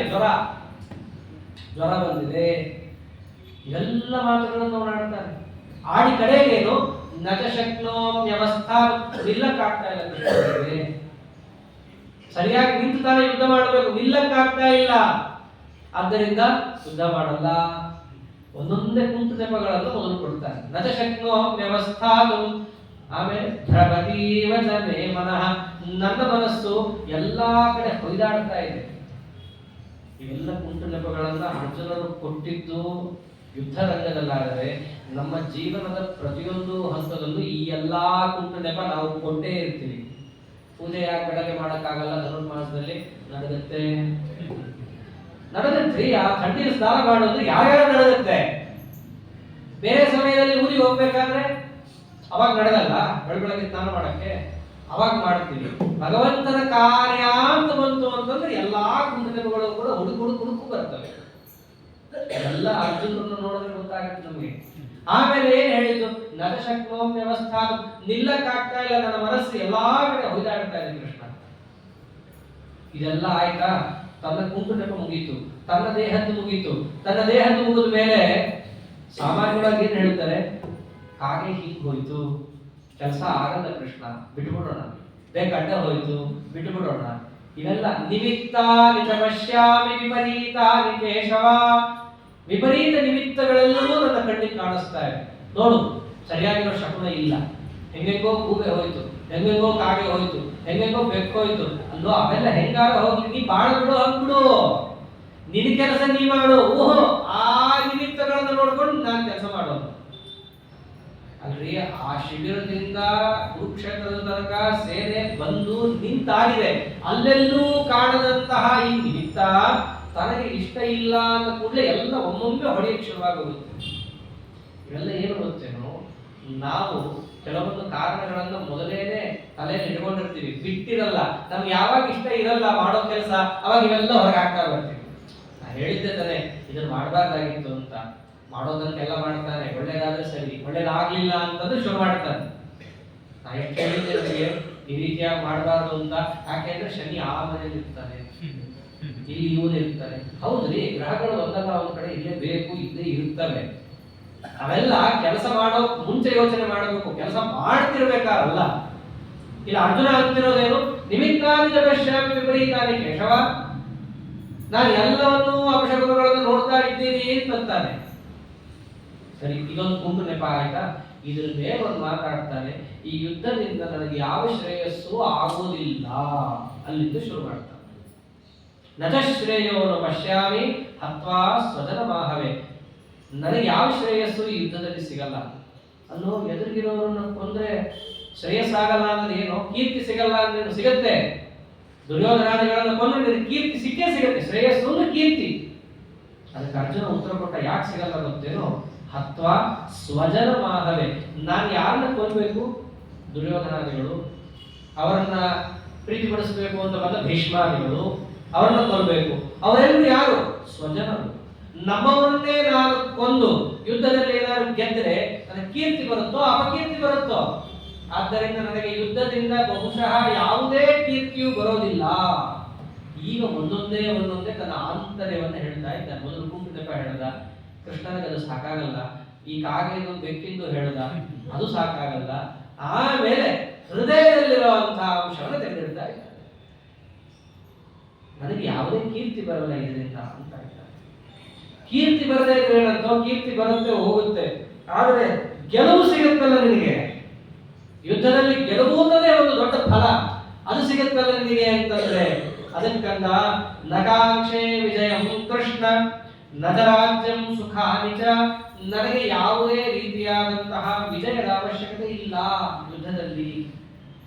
ಅದಕ್ಕೆಲ್ಲಲ್ಲ ಅಂತಂದ್ರೆ ರಾಜ್ಯ ಹೇಗೆ ಸಿಗುತ್ತೆ, ರಾಜ್ಯನೂ ನನಗೆ ಬೇಕಾಗಿಲ್ಲ. ಮತ್ತೆ ರಾಜ್ಯ ಬೇಡ ಅಂದ್ರೆ ಭೋಗದಿಂದ ಜೀವನ ಹೆಂಗ್ ಮಾಡ್ತೀಯ. ಅದಕ್ಕೆ ಅರ್ಜುನ ಅಂದ, ಕಿನ್ನೋ ರಾಜ್ಯೇನ ಗೋವಿಂದ ಕಿಂ ಭೋಗೇ ಜೀವಿತೇನವ. ಈ ಶಬ್ದಗಳು ಚೆನ್ನಾಗಿದೆ. ರಾಜ್ಯದಿಂದ ನಮಗೇನಪ್ಪ, ಗೋವಿಂದ ಗೋವಿಂದ ಅಂದ್ರೆ ಗೋ ಅಂದ್ರೆ ವೇದಶಾಸ್ತ್ರಗಳು, ಅದರಿಂದ ವಿಂದ ಅಂದ್ರೆ ಪ್ರತಿಪಾದ್ಯ. ರಾಜ್ಯವನ್ನ ಹಿಡ್ಕೊಂಡ್ರೆ ನೀನ್ ಸಿಗಲ್ಲ, ವೇದಶಾಸ್ತ್ರವನ್ನ ಹಿಡ್ಕೊಂಡ್ರೆ ನೀನ್ ಸಿಗೋದು. ಸುಮ್ಮನೆ ಅರ್ಥದಿಂದ ಹಿಡಿದು ಋಷಿಗಳ ಹತ್ರ ಹೋಗಿ ಪಾಠ ಪ್ರವಚನ ಮಾಡಿ ಇದನ್ನು ಹೊಲಿಸ್ಕೊಳ್ತೀನಿ. ನಾನು ಯುದ್ಧ ಮಾಡಲ್ಲ, ನನಗೆ ಭೋಗದ ಜೀವನ ಬೇಕಿಲ್ಲ. ನಮಗೇನಾದ್ರೂ ಕೂಡ ಪಾಂಡವರಿಗೆ ಭೋಗದ ಅಪೇಕ್ಷೆ ಇತ್ತು ಅಂತಂದ್ರೆ ಅವಾಗಲೇ ನಾವು ಆ ದ್ಯೂತವನ್ನು ಕ್ಯಾನ್ಸಲ್ ಮಾಡ್ತಿದ್ವಿ, ದುರ್ಯೋಧನ ಬಡದು ಅಲ್ಲೇ ಕೂಡ್ತಾ ಇದ್ವಿ. ನಮಗೆ ಯಾವತ್ತೂ ಕೂಡ ಈ ಭೋಗದ ಜೀವನದಲ್ಲಿ ಲವಲೇಶ ಅಪೇಕ್ಷೆ ಇಲ್ಲ. ಹಾಗಾಗಿ ಯುದ್ಧ ಮಾಡೋದು ಆ ರಾಜ್ಯಕ್ಕೋಸ್ಕರ ಅಂತಂದ್ರೆ, ಭೋಗದ ಜೀವನಕ್ಕೋಸ್ಕರ ಅಂದ್ರೆ ಅದಕ್ಕೆ ಬೇಕೇ ಆಗಿಲ್ಲ. ಹಾಗಾಗಿ ನಾನು ಯುದ್ಧ ಮಾಡಲ್ಲ. ವಿಜಯ ಬೇಕೇ ಆಗಿಲ್ಲ. ಎಲ್ಲದಕ್ಕಿಂತ ಮೇಲಾಗಿ ಕೃಷ್ಣ ನೀನು ರಾಜ್ಯಕ್ಕೋಸ್ಕರ ಯುದ್ಧ ಮಾಡುವಂತ ಇದೆಯಲ್ಲ. ಕೃಷ್ಣ ಹೇಳೇ ಇಲ್ಲ, ತಾನೇ ಪ್ರಶ್ನೆ ಹಾಕೊಂಡು ತಾನೇ ಉತ್ತರ ಕೊಡ್ತಾ ಇದ್ದಾನೆ. ರಾಜ್ಯಕ್ಕೋಸ್ಕರ ಯುದ್ಧ ಮಾಡಬೇಕಾ? ಸರಿ, ಯುದ್ಧ ಮಾಡಿದ್ವಿ, ಗೆದ್ವಿ, ರಾಜ್ಯವನ್ನ ಪಡೆದ್ವಿ. ರಾಜ್ಯವನ್ನು ಪಡೆದ ಮುಂದೇನು, ಯಾರನ್ನ ಆಳಬೇಕು? ಸ್ಮಶಾನದ ಯೇಷಾಮರ್ಥೆ ಕಾಂಕ್ಷಿತನ್ನೋ ರಾಜ್ಯಂ ಭೋಗ ಸುಖಾನಿ ಚ ತೈಮೇವ ಸ್ಥಿತಾ ಯುದ್ಧೇ ಪ್ರಾಣಾನ್ ತ್ಯಕ್ವಾ ಧನಾನಿ ಚ. ಯಾರಿಗೋಸ್ಕರ ನಾವೆಲ್ಲ ಯುದ್ಧ ಮಾಡಬೇಕು? ಯಾರಿಗೋಸ್ಕರ ಮಾಡಬೇಕು? ನಮ್ಮ ಮನೆಯಲ್ಲಿ ಹಿರಿಯರಿದ್ದಾರಲ್ಲ, ಅವರನ್ನು ಸರಿಯಾಗಿ ನೋಡ್ಕೊಳ್ಳೋದಕ್ಕೋಸ್ಕರ, ರಾಜ್ಯದಲ್ಲಿ ಶಾಂತಿಯನ್ನು ಕಾಪಾಡೋದಕ್ಕೋಸ್ಕರ ಯುದ್ಧ ಮಾಡಬೇಕು. ಹಿರಿಯರು ಯಾರು ನಮಗೆ? ಭೀಷ್ಮಾಚಾರ್ಯರು, ಅವ್ರನ್ನೇ ಕೊಡಬೇಕು. ಆಮೇಲೆ ದುಡ್ಡನ್ನು ತಗೊಂಡು ಹೋಗಿ ದೇವಬ್ರಾಹ್ಮಣರ ಪೂಜೆಯನ್ನು ಮಾಡಬೇಕು. ಮೇಲಾಗಿ ಗುರು ಹಿರಿಯರನ್ನು ಅರ್ಚನೆ ಮಾಡಬೇಕು. ನಮ್ಮ ಗುರುಗಳು ದ್ರೋಣಾಚಾರ್ಯರು, ಅವರನ್ನೇ ಹೊಡಿಬೇಕು. ಮಕ್ಕಳು ಮೊಮ್ಮಕ್ಕಳು ಚೆನ್ನಾಗಿರ್ಲಿ ಅಂತ ಹೇಳಿ ರಾಜ್ಯವನ್ನ ಕಟ್ಟಬೇಕು, ಆಸ್ತಿ ಪಾಸ್ತಿ ಮಾಡಬೇಕು. ಆ ಮೊಮ್ಮಕ್ಕಳು ಮೊಮ್ಮಕ್ಕಳನ್ನೇ ಹೊಡಿಬೇಕು. ಇವಾಗ ಯೇಷಾಮರ್ಥೆ ಕಾಂಕ್ಷಿತನ್ನು, ಯಾರಿಗೋಸ್ಕರ ನಾವು ಈ ರಾಜ್ಯ ಭೋಗ ಸುಖಗಳನ್ನು ನಾವು ಪಡಿಬೇಕು, ತಗಿಮೆ ಅವಸ್ಥಿತ ಯುದ್ಧೆ ಪ್ರಾಣಾನ್ ತ್ಯಕ್ವಾ ಧನಾನಿ ಚ. ತಮ್ಮೆಲ್ಲಾ ಪ್ರಾಣವನ್ನು ಕೂಡ ಪಣಕ್ಕಿಟ್ಟು ಯುದ್ಧಕ್ಕೆ ಬಂದಿದ್ದಾರೆ. ಅವರನ್ನ ಕೊಂದು ರಾಜ್ಯವನ್ನು ತಗೊಂಡ್ರೆ, ರಾಜ್ಯವನ್ನು ತಗೊಂಡಿದ್ರ ಉದ್ದೇಶನೇ ಈಡೇರಲ್ವಲ್ಲ ಕೃಷ್ಣ. ರಾಜ್ಯದ ಉದ್ದೇಶ ಈಡೇರ್ಬೇಕು ತಾನೆ, ಗೆಲುವಿನ ಉದ್ದೇಶ ಈಡೇರ್ಬೇಕು ತಾನೆ. ಆ ಉದ್ದೇಶನೇ ಈಡೇರಲ್ಲ. ನಾ ಯಾಕೆ ಯುದ್ಧ ಮಾಡಲಿ? ತನ್ನ ಒಳಗಿದ್ದೆಲ್ಲ ಹೊರಗೆ ಇವಾಗ ಇಡ್ತಾ ಇದ್ದಾನೆ. ಆದ್ದರಿಂದ ಇಷ್ಟೆಲ್ಲ ಕಾರಣ ಕೊಟ್ಟು ಅರ್ಜುನ ಅಂದ, ತಸ್ಮಾತ್ ನಾರ್ಹಾವಯಂ ಹಂತುಂ ಧಾರ್ತರಾಷ್ಟ್ರಾನ್ ಸ್ವಬಾಂಧವಾನ್ ಸ್ವಜನಂ ಹಿ ಕಥಂ ಹತ್ವಾ ಸುಖಿನಃ ಸ್ಯಾಮ ಮಾಧವ. ಆದ್ದರಿಂದ ಕೃಷ್ಣ, ಧಾರ್ತರಾಷ್ಟ್ರನನ್ನು ನಾವು ಕೊಲ್ಲಲಿಕ್ಕಾಗುವುದಿಲ್ಲ. ಯಾಕೆ? ಅವನೊಬ್ಬನೇ ಇದ್ದಿದ್ರೆ ಬೇರೆ ವಿಷಯ. ಇಲ್ಲಿ ಹೇಗಿದ್ದಾನ ಅವನು? ಸಬಾಂಧವಾನ್, ನಮ್ಮ ಬಂಧು ಬಾಂಧವರ ಜೊತೆ ಇದ್ದಾನವನು. ಆದ್ದರಿಂದ ಇವನನ್ನ ನಾವು ಕೊಂದು ಸುಖಿಗಳಾಗಲಿಕ್ಕಾಗಲ್ಲ. ರಾಜ್ಯವನ್ನ ಪಡೆದು ಸುಖ ಪಡಿಬೇಕಾನೆ, ರಾಜ್ಯವನ್ನ ಪಡೆದು ಸುಖ ಪಡೆಯಕ್ಕಾಗಲ್ಲ. ಕಾರಣ ನಮ್ಮ ಬಂಧು ಬಾಂಧವರಿಗೋಸ್ಕರ ರಾಜ್ಯ, ಪರಮಾತ್ಮನ ಪ್ರೀತಿಗೋಸ್ಕರ ರಾಜ್ಯ ಅಂತಿಲ್ಲ ತಲೆಯಲ್ಲಿ. ರಾಜ್ಯ ಯಾತಕ್ಕೆ? ಬಂಧು ಬಾಂಧವರಿಗೋಸ್ಕರ. ಅವರೇ ಇಲ್ಲ ಅಂತಂದ್ರೆ ಈ ರಾಜ್ಯ ತಗೊಂಡು ಏನ್ ಮಾಡ್ಲಿ? ಕೆಲವ್ರ ತಲೆಯಲ್ಲಿ ಇವೆಲ್ಲ ಇರುತ್ತೆ. ನಾವು ಬಹುಮಾನ ಯಾಕೆ ಮಾಡ್ತೀವಿ? ಬಂಧು ಬಾಂಧವರೆಲ್ಲ ಬಂದು ನೋಡೋದಕ್ಕೋಸ್ಕರ. ಅದಕ್ಕೆ ಪುರೋಹಿತರು ಬೇರೆ ಹೇಳಿರ್ತಾರೆ, ನೀವು ಸ್ವಲ್ಪ ಲೇಟಾಗಿ ಶುರು ಮಾಡಿ, ಯಾಕೆಂದ್ರೆ ನಮ್ಮವರೆಲ್ಲ ಬರಬೇಕು. ಅಲ್ಲ, ಅವ್ರು ಬಂದು ಮಾಡೋದೇನಿದೆ ಹೊಗೆ ಅಂತೇಳಿ ಹೊರಗೋಗಿ ಕೂತಿರ್ತಾರೆ ಅಷ್ಟೇ. ಇವರು ಹೋಮ ಮಾಡೋದು ದೇವರ ಪ್ರೀತಿಗೆ ಏನೋದು ಇಲ್ಲೇ ಇಲ್ಲ. ಅವರೆಲ್ಲ ಬರಬೇಕು, ತಡ ಆಗತ್ತೆ, ಹಾಗಾಗಿ ತಡ ಶುರು ಮಾಡ್ತೀವಿ. ಇದೇ ಮಾತ್ರ ಅರ್ಜುನ ಆಡ್ತಾ ಇರೋದು. ನಾವೆಲ್ಲ ಯಾತಕ್ಕೆ ರಾಜ್ಯವನ್ನು ತಗೊಳ್ಳೋದು? ಬಂಧು ಬಾಂಧವರಿಗೋಸ್ಕರ. ಬಂಧುಗೂ ಅಲ್ಲ, ಬಾಂಧವಕ್ಕೂ ಅಲ್ಲ, ದೇವರ ಪ್ರೀತಿಗೋಸ್ಕರ ಅನ್ನೋದು ಮುಂದೆ ಕೃಷ್ಣನೇ ಹೇಳ್ತಾನೆ. ಇವ್ರಿಗೋಸ್ಕರ ಎಲ್ಲ ನೀ ಕೆಲಸ ಮಾಡಲ್ಲ, ಹಿಂಗ್ ಕೆಲಸ ಮಾಡ್ತೀನಿ ಅಂತಂದ್ರೆ ಈ ದುಃಖನೇ ಆಗುತ್ತೆ ಅಂತ ತೋರಿಸ್ಕೊಡ್ತಾನೆ. ಹೀಗೆ ನಾವು ಇವರನ್ನ ಕೊಂದರೆ ನಮಗೆ ಯಾವ ಸುಖವೂ ಆಗೋದಿಲ್ಲ, ರಾಜ್ಯವನ್ನ ಪಡೆಯೋದು ಕೂಡ ವ್ಯರ್ಥ. ಆದ್ದರಿಂದ ನನ್ನ ಬಂಧು ಬಾಂಧವರಿಂದ ಕೂಡಿದ ಧೃತರಾಷ್ಟ್ರನ ಮಗನಾದ ದುರ್ಯೋಧನನನ್ನು ನಾವು ಕೊಲ್ಲಲಿಕ್ಕೆ ಆಗಲ್ಲ, ನಾನು ಕೊಲ್ಲಲ್ಲ. ಕೃಷ್ಣ ಅನ್ಬೋದು, ನಾನು ನೀನೇನೋ ಕೊಲ್ಲಲ್ಲ ಅಂತ ಹೇಳಿ ಸೋಕಾಲ್ಡ್ ಒಳ್ಳೆ ಬುದ್ಧಿಯಿಂದ ಇಳಿದು ಹೋದರೆ ಅವ್ರು ನೀನ್ ಬಿಡವಲ್ಲ. ಅವ್ರಿಗೂ ನಿಂತರೇ ಒಳ್ಳೆ ಬುದ್ಧಿ ಇರ್ಬೇಕಲ್ಲ. ಯಾಕಂದ್ರೆ ಈ ಒಳ್ಳೆ ಬುದ್ಧಿ ಒಬ್ಬರ ಹತ್ರ ಇದ್ರೆ ಬಹಳ ಡೇಂಜರ್, ಅದು ಬಹಳ ಅಪಾಯಕಾರಿ. ಅಲ್ಲಿ ಇಬ್ಬರ ಹತ್ರ ಇದ್ರೆ ಇಬ್ಬರಿಗೂ ಸಂತೋಷ. ಒಬ್ಬ ಮಾತ್ರ ಒಳ್ಳೆಯವನು, ಒಬ್ಬ ಕೆಟ್ಟವನಿದ್ದ ಅಂತಂದ್ರೆ ತುಳಿದು ಹಾಕ್ತಾರೆ. ನಿನಗೊಬ್ಬರಿಗಿದೆ, ಅವ್ರಿಗಿಲ್ವಲ್ಲ. ಅದಕ್ಕಂದ ಹೌದು, ನಿಜ, ಅವರಿಗಿಲ್ಲ. ಯದ್ಯಪ್ಯೇತೆ ನ ಪಶ್ಯಂತಿ ಲೋಭೋಪಹತ ಚೇತಸಃ ಕುಲಕ್ಷಯ ಕೃತಂ ದೋಷಂ ಮಿತ್ರದ್ರೋಹೇ ಚ ಪಾತಕಂ. ಯದ್ಯಪಿ ಅವರಿಗೆ ಯಾವುದನ್ನು ಗಮನಿಸ್ತಾ ಇಲ್ಲ. ಯಾಕೆ ಅಂದ್ರೆ ಅವರ ಕಣ್ಣಿಗೆ ಲೋಭ ಅನ್ನುವ ಮುಸುಕು ಬಂದು ತಾಕ್ಬಿಟ್ಟಿದೆ. ರಾಜ್ಯದ ಲೋಭ ಅನ್ನೋದು ಅವರಿಗೆ ಬಂದಿದೆ. ಆದ್ದರಿಂದ ಈ ಯುದ್ಧವನ್ನು ಮಾಡಿದ್ರೆ ಆಗುವಂತಹ ಅನರ್ಥಗಳ ಬಗ್ಗೆ ಅವರಿಗೆ ಯಾವ ರೀತಿಯಾದ ಪರಿವೇನೂ ಇಲ್ಲ. ಅವರಿಗೆ ಯುದ್ಧದಿಂದ ಏನಾಗುತ್ತೆ? ಕುಲಕ್ಷಯ ಕೃತಂ ದೋಷಂ ಮಿತ್ರದ್ರೋಹೇ ಚ ಪಾತಕಂ. ಒಂದು ದೊಡ್ಡ ಯುದ್ಧ ಆದರೆ ಅದರಿಂದ ರಾಜ ಸಾಯ್ತಾನೋ ಇಲ್ವೋ ಗೊತ್ತಿಲ್ಲ, ಮಂತ್ರಿಗೆ ಏನಾಗುತ್ತೋ ಇಲ್ವೋ, ಸೇನಾಪತಿಗೆ ಏನಾಗುತ್ತೋ ಇಲ್ವೋ ಗೊತ್ತಿಲ್ಲ, ಅಪಾರ ಜನನಾಶ ಆಗುತ್ತೆ. ಎಲ್ಲ ಗಂಡಸರೇ ಸಾಯೋದಲ್ಲಿ, ಎಲ್ಲ ಗಂಡಸರು ಕೂಡ ಅಲ್ಲಿ ಸತ್ತೋದ್ರೆ ಕುಲಕ್ಷಯ ಆಗೋಗುತ್ತೆ. ಯುದ್ಧಸ್ಯ ವಾರ್ತಾರಮ್ಯ, ಅದು ಅನುಭವಿಸಿದವರಿಗೆ ಗೊತ್ತಿರುತ್ತೆ ಅಲ್ಲಿ ಏನಿರುತ್ತೆ ಅನ್ನೋದು. ಅದರಿಂದಲೇ ಸೈನಿಕರದ ಮಹತ್ವ ಏನು ಅನ್ನೋದು ಮಹಾಭಾರತದಲ್ಲೇ ಅದೊಂದು ವರ್ಣನೆ ಬರುತ್ತೆ.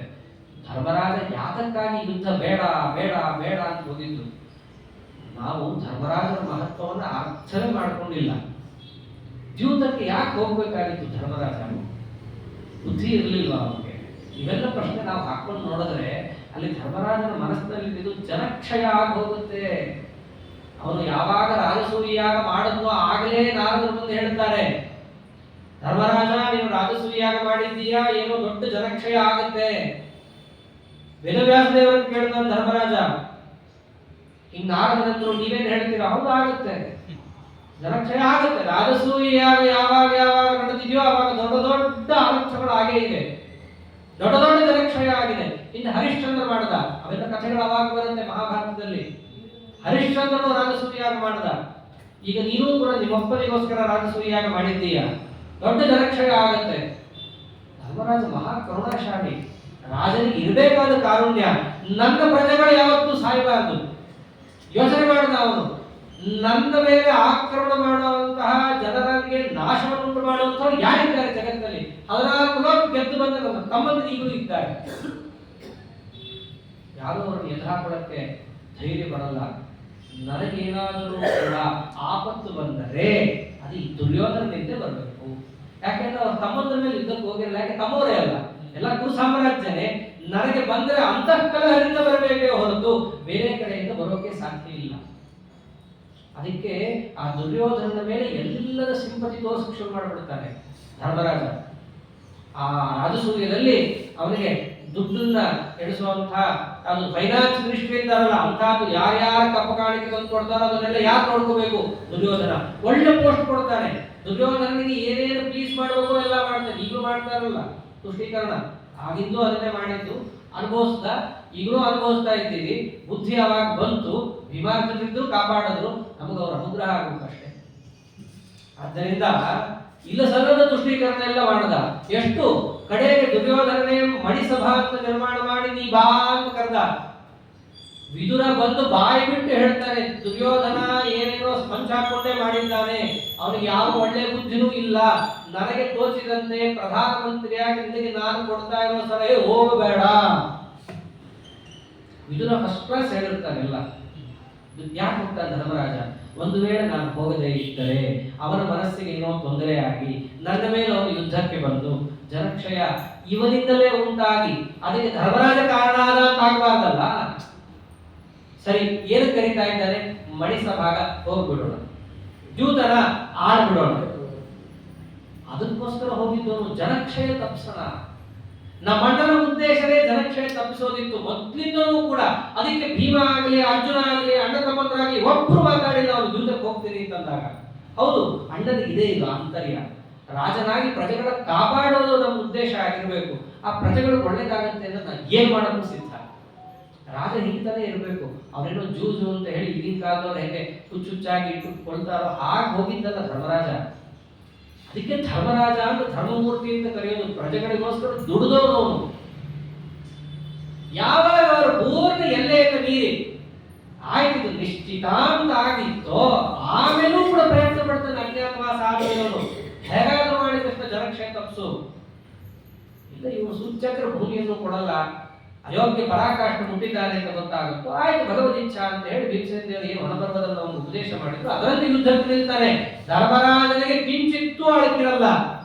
ಆದ್ರೆ ಅವೆಲ್ಲ ಅರ್ಜುನ ತನ್ನ ಮನಸ್ಸನ್ನು ಇಟ್ಕೊಂಡಿದ್ದಲ್ಲ, ಈಗ ಬ್ರಹ್ಮಾಸ್ತ್ರ ಬಿಡ್ತಾ ಇದ್ದಾರೆ.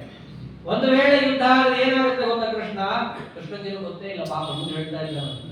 ಕುಲಕ್ಷಯ ಕೃತಂ ದೋಷಂ ಮಿತ್ರದ್ರೋಹೇ ಚ ಪಾತಕಂ. ಎಲ್ಲ ಕುಲಕ್ಷಯ ಆಗುತ್ತೆ, ಎಲ್ಲ ಗಂಡಸರು ಸತ್ತೋಗ್ತಾರೆ. ಕುಲಕ್ಷಯದಿಂದ ಏನು ದೊಡ್ಡ ನಷ್ಟ ಆಗತ್ತೆ. ಇದೆಲ್ಲವೂ ಕೂಡ ಅವರಿಗೆ ಗೊತ್ತಿಲ್ಲ, ನಮಗ್ ಗೊತ್ತಲ್ಲ. ಯಾಕಂದ್ರೆ ನಮಗೆ ಮುಂಚಿತ ಗೊತ್ತು. ಈ ಮಾತಂತಾನೆ ಕಥಂ ನಗ್ನೇ ಯಮಸ್ಮಾಭಿ ಪಾಪಾದಸ್ಮಾನ್ ನಿವರ್ತಿತು. ಒಂದು ಕುಲಕ್ಷಯ ಆಗುತ್ತೆ, ಅದಕ್ಕೆ ಈ ರಾಜನಿಂದ ಆಗುತ್ತೆ ಅಂತಂದ್ರೆ ಎಲ್ಲ ಪಾಪ ಯಾರಿಗೆ ಹೋಗುತ್ತೆ? ರಾಜನಿಗೆ ಹೋಗುತ್ತೆ. ಧರ್ಮರಾಜ ಅದನ್ನು ಮಾಡಿದ್ದ, ಅದೆಲ್ಲ ಇವ್ರ ಮನಸ್ಸಿನಲ್ಲಿ ಇಟ್ಟುಕೊಂಡು ಈ ಮಾತಾಡ್ತಾ ಇದ್ದಾರೆ. ಅದನ್ನ ಇಟ್ಟುಕೊಂಡೇ ಧರ್ಮರಾಜ ಎಲ್ಲ ಹಿಂದೆ ಹಾಕಿದ್ದ. ದುರ್ಯೋಧನ ಮಾಡಿದ ಎಲ್ಲ ಅನಾಚಾರವನ್ನು ಸಹಿಸಿಕೊಂಡ. ಯಾಕೆ? ಕುಲಕ್ಷಯ ಆಗಬಾರ್ದು, ಜನಕ್ಷಯ ಆಗಬಾರ್ದು ಅಂತ. ಇದೆಲ್ಲ ನಮಗ್ ಗೊತ್ತು, ಅವ್ರಿಗೆ ಗೊತ್ತಿಲ್ಲ. ಅವೆಲ್ಲ ಕಥಂಸ್ವಾಮಿ ನಮಗದು ಗೊತ್ತಿಲ್ಲ ಅಂತ ಹೆಂಗೆ? ಈ ಪಾಪದಿಂದ ನಿವೃತ್ತರಾಗಬೇಕಾದ್ರೆ ನಾವು ಯುದ್ಧ ಮಾಡಬಾರ್ದು ತಾನೆ. ಮೊದಲು ಕುಂಟು ನೆಪ, ಆಮೇಲೆ ಕಾರ್ಯಕಥೆ, ಆಮೇಲೆ ಹೇಳಿದ್ದೆಲ್ಲವೂ ಕೂಡ ಮೇಲ್ನೋಟದ ಕಾರಣ. ಇವಾಗ ಪೂರ್ಣ ಆಂತರ್ಯ ತೆಗೆದಿಡ್ತಾ ಇದ್ದಾರೆ. ಯುದ್ಧ ಮಾಡೋದು ತಪ್ಪು, ಮಾಡಬಾರ್ದು ಯುದ್ಧ. ಮೊದಲು ತಾನು ಮಾಡಲ್ಲ ಅಂತ ಹೇಳಿದ್ದ, ಆಮೇಲೆ ನಾ ಮಾಡದೇ ಇರೋದೇ ಸರಿ ಅಂತ ಸಮರ್ಥನೆ ಮಾಡ್ತಾ ಇದ್ದಾರೆ. ಇವಾಗ ಒಂದೊಂದೇ ಆರ್ಗ್ಯುಮೆಂಟ್ ನ ಬಿಲ್ಡ್ ಮಾಡೋ ರೀತಿಯಲ್ಲಿ ಅರ್ಜುನ ಮಾಡ್ತಾ ಇರೋದಿಲ್ಲ. ನಾ ಯುದ್ಧ ಮಾಡಲ್ಲ, ಕುಲಕ್ಷಯ ಆಗತ್ತೆ. ಕುಲಕ್ಷಯ ಕೃತಂ ದೋಷಂ ಪ್ರಪಶ್ಯಭ್ಯರ್ ಜನಾರ್ದನ. ಕುಲಕ್ಷಯದಿಂದ ಆಗುವ ದೋಷ ಎಲ್ಲ ನಮಗೆ ಚೆನ್ನಾಗಿ ಗೊತ್ತಿದೆ. ಅಷ್ಟು ಗೊತ್ತಿದ್ದಾಗ ನಾವು ಯುದ್ಧ ಮಾಡ್ತೀವಿ ಅಂತ ಹೋಗೋದು ತುಂಬಾ ಅಪರಾಧ. ಅದು ಮಹಾ ಪಾಪದಾಯಕವಾದ ಕೆಲಸ. ಆದ್ದರಿಂದ ಯುದ್ಧ ಮಾಡೋದು ಪಾಪದಾಯಕ, ಆದ್ದರಿಂದ ಯುದ್ಧ ಮಾಡಬಾರದು. ಇದು ಕಾರಣ ಕೊಡ್ತಾ ಇರೋದು. ಹೆತು ಪ್ರಯೋಗ ಅರ್ಜುನ ಮಾಡ್ತಾ ಇರೋದು. ಯುದ್ಧ ನಾ ಮಾಡಲ್ಲ, ಯಾಕೆ? ಮಹಾಪಾಪ ಬರುತ್ತೆ. ಯಾವ ಪಾಪ? ಕುಲಕ್ಷಯದಿಂದ ಆಗುವ ಪಾಪ, ಕ್ಷತ್ರ ಧರ್ಮದಿಂದ ದೂರವಾಗುವಂತಹ ಪಾಪ. ಆದ್ದರಿಂದ ಯುದ್ಧ ಮಾಡಲ್ಲ. ಮೇಲ್ನೋಟಕ್ಕೆ ಹೌದು ಉಳಿಸ್ಕೊಡುತ್ತೀವಲ್ಲ ಕೇಳಿದ್ರೆ. ಇದ್ರ ಮೇಲೆ ಕುಲಕ್ಷಯ ಆದ್ರೆ ಆಯ್ತು ಬಿಡು, ಏನಾಗುತ್ತೆ ಅದರಿಂದ ಅಂತ ಪ್ರಶ್ನೆ ಬಂದಾಗ ಆ ಕುಲಕ್ಷಯದಿಂದ ಆಗುವಂತಹ ಯಾವ್ಯಾವ ಅಡ್ಡ ಪರಿಣಾಮಗಳಿದ್ದಾವೋ ಯಾವ ರೀತಿಯಾಗಿ ಅರ್ಜುನನು ತಿಳಿಸಿ ತನ್ನ ವಾಕ್ಯಾರ್ಥವನ್ನ ಎಷ್ಟು ಗಟ್ಟಿಮುಟ್ಟಿಯಾಗಿ ಸಮರ್ಥನೆ ಮಾಡಿದ್ದಾನೆ ಇವೆಲ್ಲ ನಾಳೆ ದಿವಸ ನೋಡೋಣ ಅಂತ ಹೇಳ್ತಾ ಅದೇ ಕಥಾಭಿಪ್ರಾಯ ಶ್ರೀಕೃಷ್ಣಾರ್ಪಣಮಸ್ತು. ಹರೇ ನಮಃ.